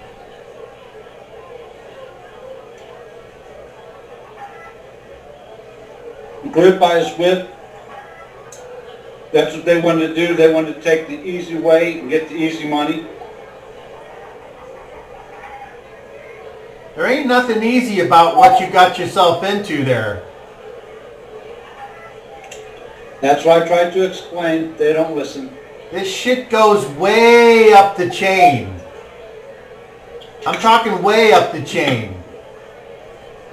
Are you sure that's the path you want to go down? You don't just want to open a couple doors, but now you want to walk through? Well, life gets tough when the man wants to talk to you. And different doors open up. Speaking of which, he got his package.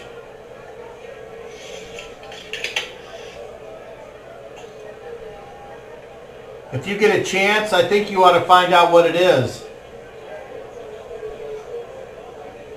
I'll see what I can do.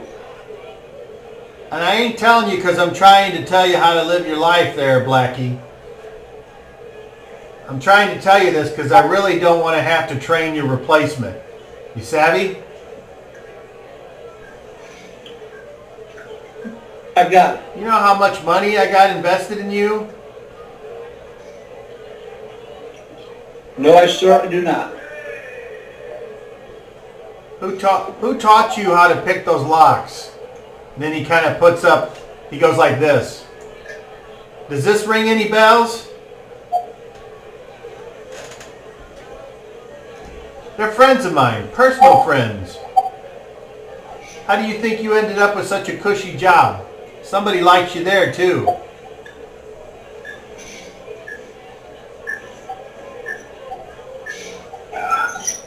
Anyway, until you're done with this farting around and looking at things you shouldn't be messing with, I don't want you to pay rent anymore. I'm going to close your account. That don't mean I'm putting your stuff out on the curb. It just means your shop's going to be closed for renovation. You understand? Understood. I've had to turn away 3 jobs for you in the past week. Because nobody knew where the fuck you were.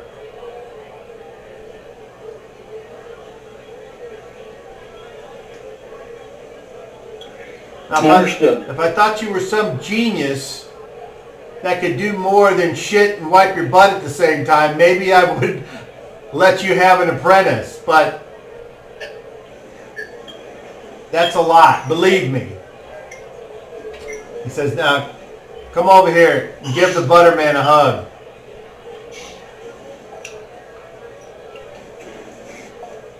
Go over. He gives you a hug and he says, I love you, kid. Don't die. That's all I'm saying. And then he says, now go on. Get out of here unless there's something else that you need from me. No, sir. Good luck to you. Thank you. And he says, Walk out. as you walk out, he says, whistle a tune once in a while. The music's good for you. And the door closes behind you. I mumbled to myself, where's Reggie when you need him? Okay, where do you go after you're done there? I reckon I will go gather a few more of my things and I will head back to the inn. All right, so eventually you all make it back to the inn and you're all there in the common room, tap room, unless you want to talk somewhere else differently and divide up your newly shopped for items. That's up to you guys.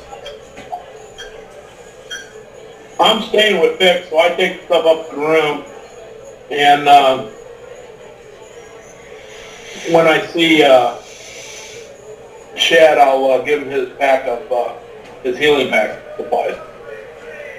Actually, I don't. We were together when I bought him. He's got him right. But I take my stuff up to the room and drop it off. Okay, your door is locked. That's right.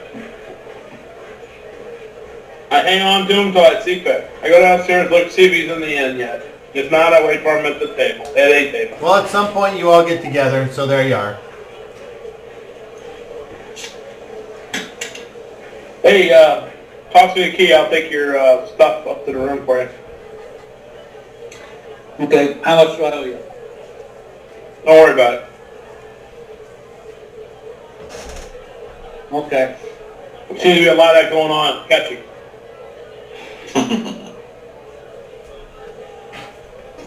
I just keep stepping into stuff. Why? What happened? I'll tell you later. Okay. I take stuff up the room and then return. Okay? Unless someone says different, you're all... Unless you're... Bob, I assume everything in the room looks the way we left it, yes? Yeah. Okay.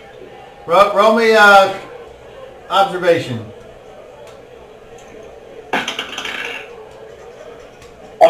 19 and 9 is 28. Yeah, it sure looks the same. Okay.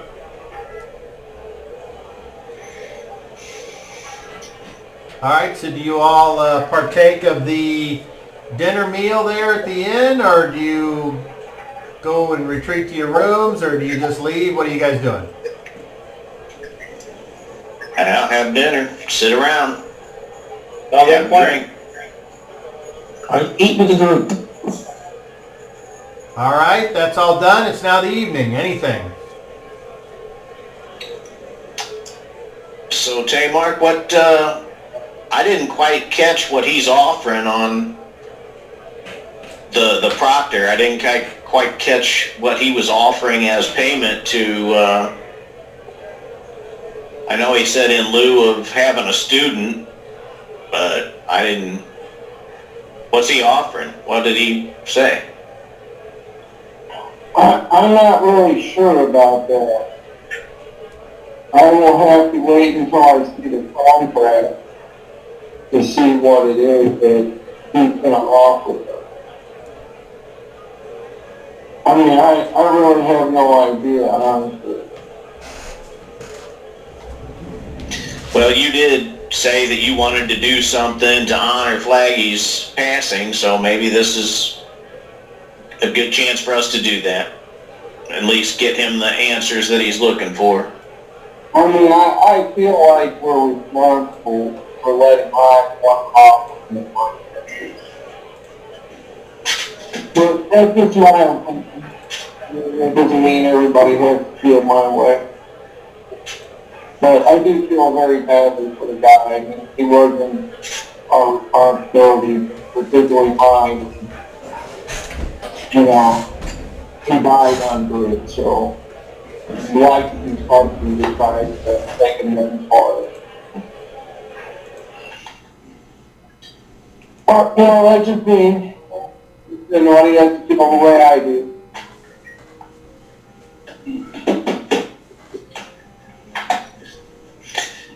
Yeah, I just figured he was distraught. Not sure why he left the group, but I'm sure he had his reasons. Perhaps he was drawn to the water by the same compulsion that those villains. He might have been. He might be back with Zahn again. So I am very much worried about everything having on. That monster's still there. Yeah. And will He not go offered us the away. answers to the universe's mysteries, but I didn't quite get the answers. I don't want any answers from that demon. Can you really trust the demon? He looked like one. Too much knowledge is a bad thing.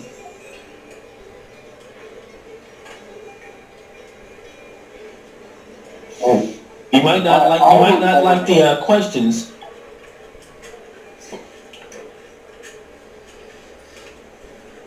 Well, I mean, you can ask whatever questions you want, but that doesn't mean that he's gonna not mislead you into the wrong answer, including the wrong answer, or including the right answer, that leads you to do something that's horrible. You can't trust the game. No, definitely not. I mean, there's reasons why we're scared of it.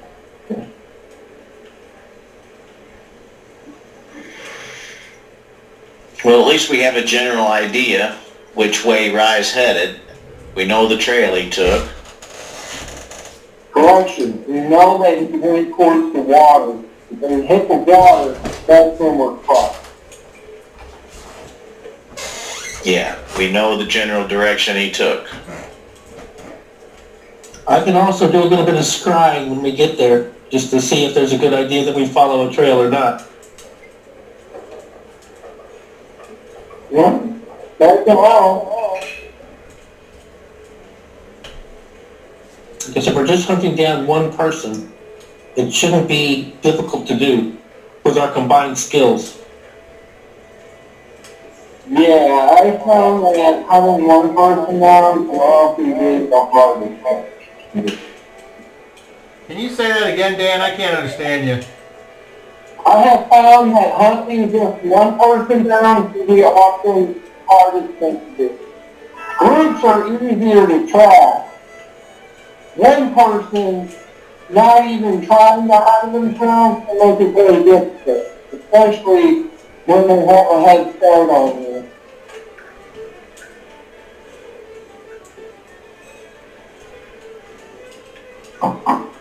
Well, all we can do is try. All right, and with that, nothing else is going on this evening. You guys all turn in? Yeah. All right. And when you wake up, you get 3 more hit points. And what would you like to do today?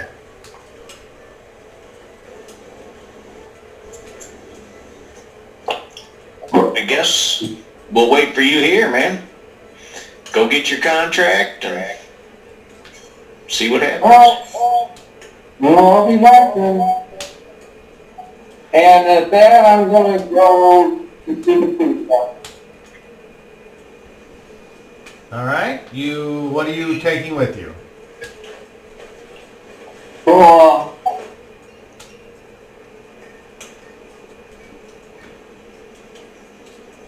I'm just taking my regular stuff, the regular gear that I normally carry around. I'm going to leave my pack and stuff at home, or at the end. So I will carry my weapons, but I will leave them at the door when I get there. Or the antechamber where other people are leaving stuff. Okay. So I come prepared looking like I'm ready for the task at hand. All right. So you are shown to the proctor's office. You are let inside. He looks at you and then asks his assistant to go close the door, and then asks the assistant to provide the contract. And he gives it to you. Do you look it over? Yes, I always read my contract. It's basically retrieve the entity known as Rise or by any other name for questioning in regards to the death of Flaggy. There's a place for you to sign, and he says none of the other people that you travel with wish to make this good faith offering. Is this what I'm understanding?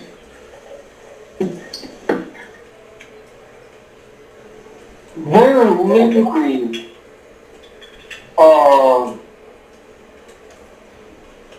You don't have to explain their position. I just need a yes or no answer. no. They'll Okay. come with me, but Well, just so you know, if you will be the only one to receive any cash from this bounty. Also, I must tell you that since none of the others are willing to put any of their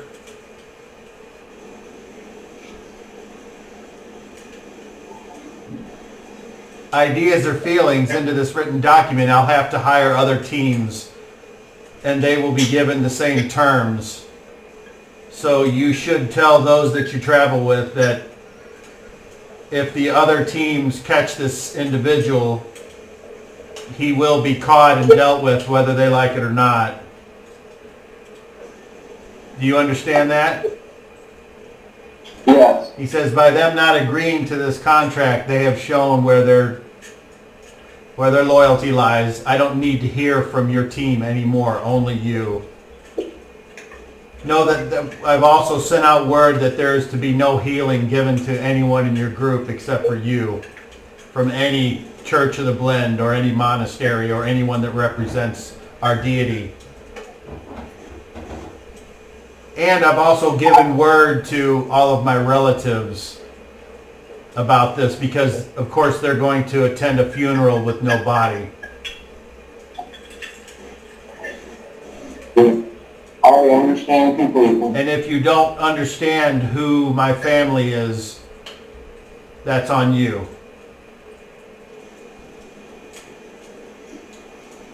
You can tell the rest of your companions that chose not to honor Flaggy's memory by committing themselves to this, to bringing the truth to me, that I'm going to find out. And I don't give a damn what they think they know about the blend, but they're going to fucking find out. Because my son meant something to me, and there ain't going to be a cover-up. I don't give a fuck.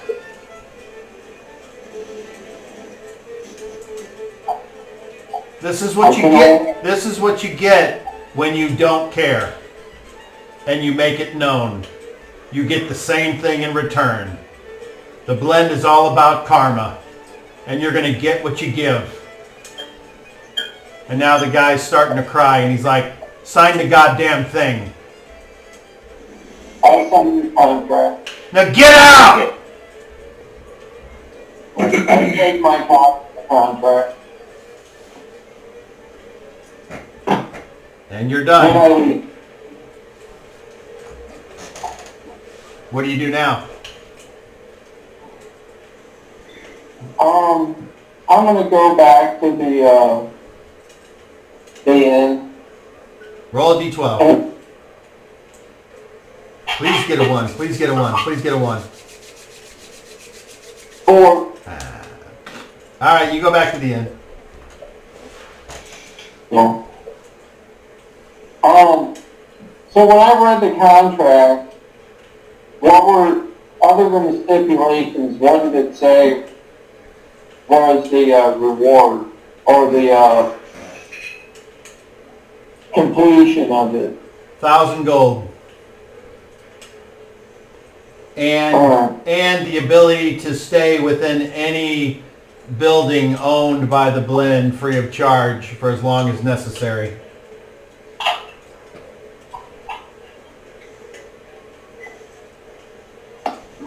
And in the contract it says the return of Rise, preferably alive, but if only the deceased corpse remains, then that will do.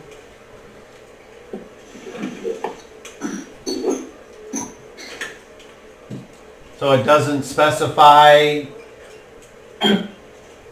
That's totally up to you how you want to apply that. And it says you've got 6 months to accomplish it or there's no payment.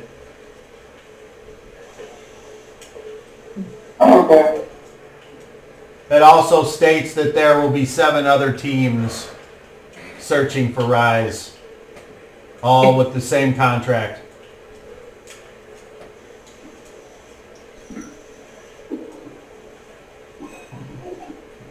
And you noted, you have observation? No. No? Alright, then roll me a D20. A D20? Yep, Or a die 30? a D20.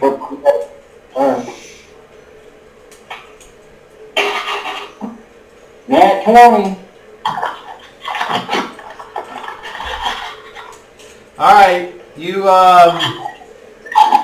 pick up this line in the contract that you've never seen before, and it says something about the Shabbat, and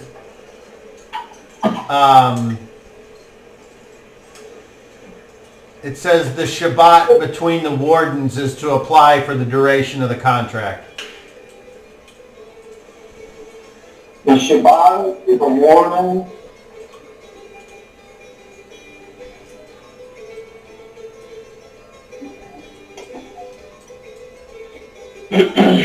And you've never seen that before. You're not sure what it means, but it doesn't mean you can't investigate. I have etiquette. Did that help me at all? Have heard anything like that with etiquette? No. Okay.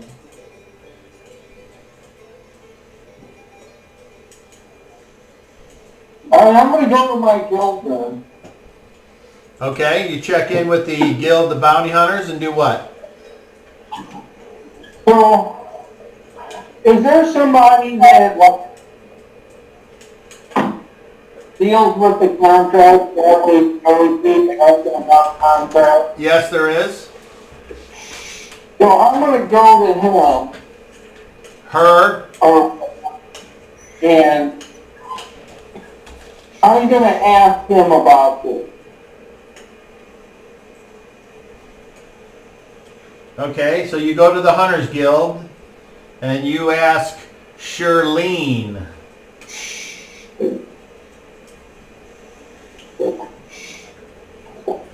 And she tells you that she understands the part about the warden because those are all cousins of the proctor, just like the guy that runs the monastery, but she doesn't know what the Shabbat is. She has no idea what that means. And she says, but I guess you're going to find out since you signed it.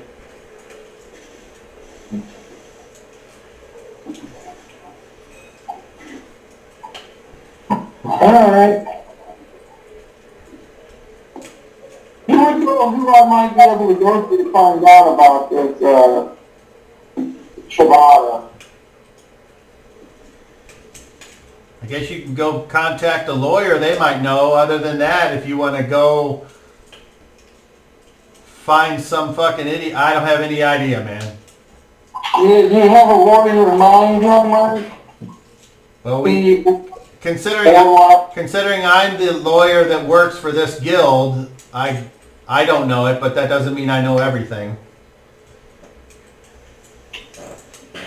You would know of hiring lawyer that you could recommend by some chance, would you?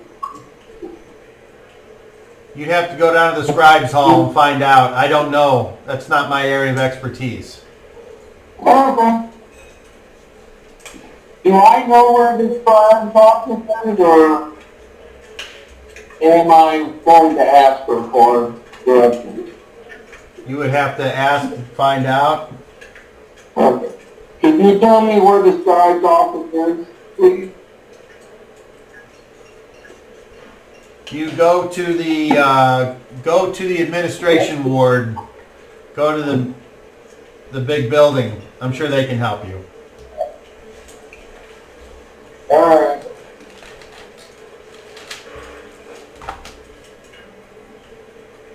So that's what I will be doing. I will be going to the administration ward. Okay, so it's main meal time of the day. Are you going to go ahead and push through that, or are you going to go back to the inn? I'm going to push through it. Okay, so meanwhile back at the inn, you guys are doing what? Anything or nothing? Drinking. Nothing special. Sounds like a good plan, the drinking part.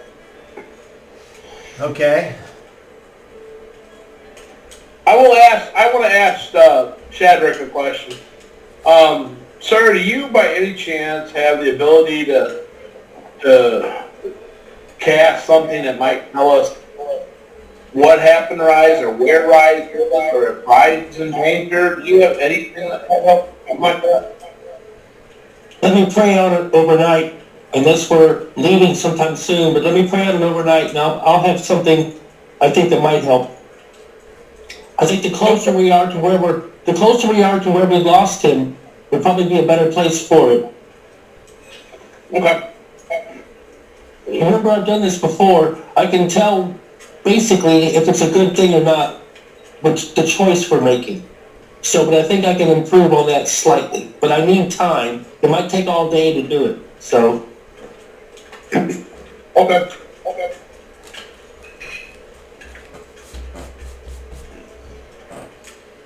All right, so Tamark, you go over to the scribe and the lawyers guild, and you ask questions, and none of them seem to know what that word is. Yeah. And now Maybe I might have an answer as to where I could go to find out about this. nobody seems to know anything. You're now starving as it's now supper time. You spent all day trying to figure this shit out and getting nowhere. Yeah, I'm getting there.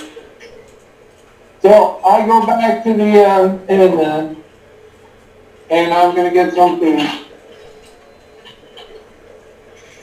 How'd it go? Did you get your contract? Yeah, but you guys ain't gonna like it. Because nobody showed up, you guys been pretty much banned from help from the event, from the blend. You received no favors, no healing. What? Yeah, they didn't. Nobody came. We seen That as sucks. What is up? You told him we're gonna help, right? Yeah, but he said you guys need to show up and sign the contract with me.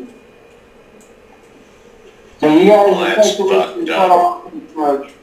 Well, my guild would look down on that. Yeah, that's, My face would look down on that. yeah. I'm sorry. I'm not sure I understand the hatred toward us about this when we're going to help. We just didn't ask for payment. Yeah, we're doing this out of our own good heart because we think it's the right thing to do. Because it's the right thing, yeah. I hope that you conveyed our position. Something tells me we got fucked because he talked for you, Rusty. So, since you guys didn't show up, he didn't seem to believe that you cared enough. Did you tell him different? You're talking to a grieving guy. Did you tell him different? I told him that you guys were going to come along and help. He did not care. He said if you guys intended to show your support, you should have came. And since you didn't come, he knew where that stand that you didn't care enough to bother to come and show him any support in time of grief. So, Good Lord. That you didn't show up. I've never met this guy, ever. I've never been under any agreement with this guy to do anything. And I'm not about to start, so that doesn't dictate my lifestyle or how I go about doing things. Well, you know, just because you have... I mean, him the right to dictate anything about me. If him and his kind or whatever want to shut me out, well, that's fine. That's sad. But that's sad on his part. Anything else we need to know about? So all I can say is they have their codes and beliefs, you have your codes and beliefs. And apparently they don't clash, they clash really bad. So I signed the contract, and it's good for 6 months, but because nobody else came again, we hired 7 other teams that are going to hunt ride down. And it's the same contract as I got with that. So, you know, it prefers that they bring them in alive, but that's not necessarily required. He would prefer it. But there's something here that I've never seen before. In fact, everybody I've talked to has never seen before. And that's his toboggan. So they're trying to run some scam on you? No. This is something that doesn't get ran into very often. Only with people who have willpower, I guess. So I know who the wardens are. So the contract says the toboggan for wardens will apply for the duration of the contract. Now the wardens are the cousins of the priestess. So they're not going to be friendly to you either. But I don't know what the toboggan means. Neither does the warriors, my guild, or anybody else I've asked. It's where I've been all day. So that concerns me. Well, we know the wardens each lead the different sections of the city, or run them. Right, but they're all related. Man, getting blacklisted, that sucks. Go ahead, Cohen. Randy, I sent you a message. So did you sign this contract? I have my copy right here. So you signed a contract when you don't understand what some of it says? Doesn't sound very professional.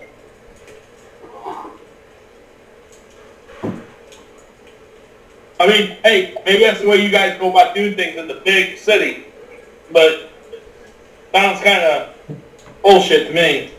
You don't have any idea what that says, and you don't know what you signed away. And for the record, I have no idea what that word means either. But I signed it for multiple reasons. I didn't know. But you might need to have unity with our group. Oh wait, I think. Where it was put at and how it was entered is unusual. And it was partly my fault for missing it, but it's in a spot where it's normally nothing there. So yes, I'm sure it was kind of hidden. And since I don't, most people in fact never deal with a contract like this, most people don't know about it. So I'm sure I will find out sooner or later what it means. Well, maybe your guild knows something about it. I already been to them. I already talked to the warrior. I went to the tribes. Talked to the high-end warriors. Nobody's ever heard of this. So I'm assuming this is something that applies towards the either the rich or Jeff Warden, and we're immediately apart. Maybe you should ask the guy you just talked to and signed the contract for. Yeah, I'm not going to call Blame you. It's fine. Doesn't it bother you at all? You don't know what that means? I mean, it could be very important. I'm sure it's important. But I need to go do some stuff tomorrow before we leave. But, like I told you, they got 6 months to complete this. And there's 7 other groups that are going to be hunting them out starting tomorrow. Yeah, but we know where he went. They've hired 7 other teams, as per your words, to hunt Rise down. Not to bring him back for questioning, but to hunt Rise down. Again, that doesn't ring well with me. Well, are those his words or your words? They are going to find them. 7 Are groups. those his words or your words? Those are my words, because the way he sounded, he's like he wants them bad. They are going to Hunt him down, find him, and try to bring him back. This is not going to be like, since Rice does not know them, I can almost guarantee he's not going to go with them with him. I hope they find me and assume I'm him. That's what I hope.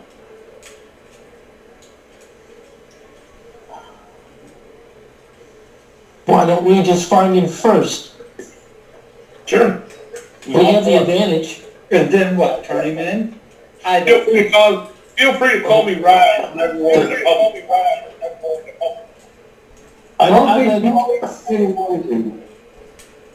I didn't say turn him in. I said get him first before they knew.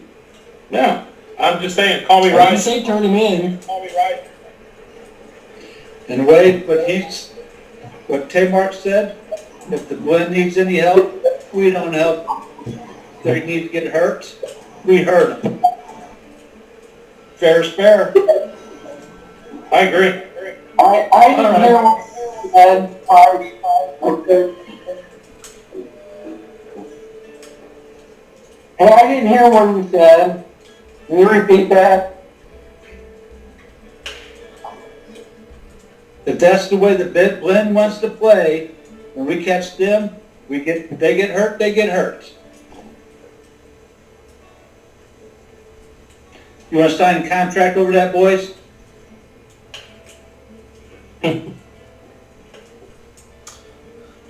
Right about then, as you guys are all riled up and talking down there, in walks 3 long-haired, muscle-bound, scimitar-wearing tough motherfuckers.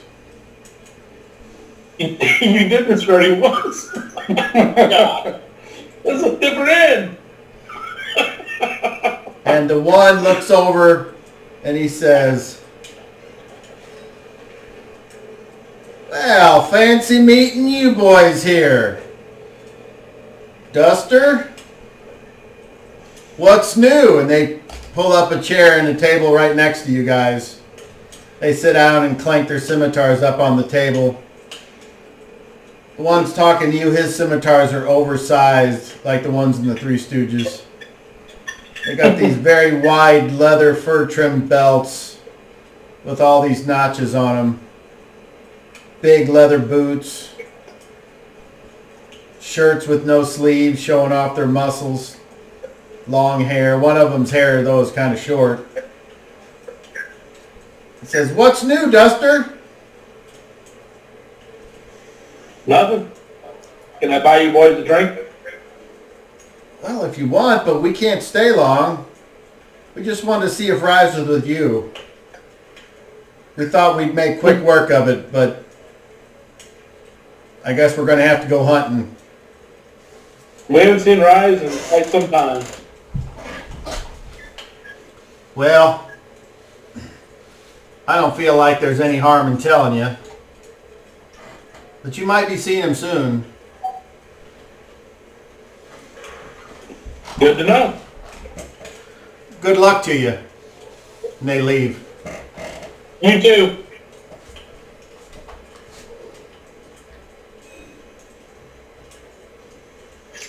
Well, this is all kinds of fucked up. And we'll stop there. Yeah.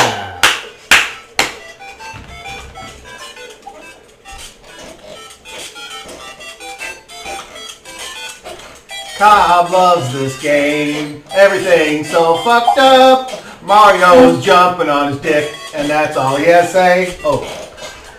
Hey, it worked out even better, Todd, because the screen started to pixelate like during that time scene, and you started halting and jerking. Like, the games were way back then. All right, so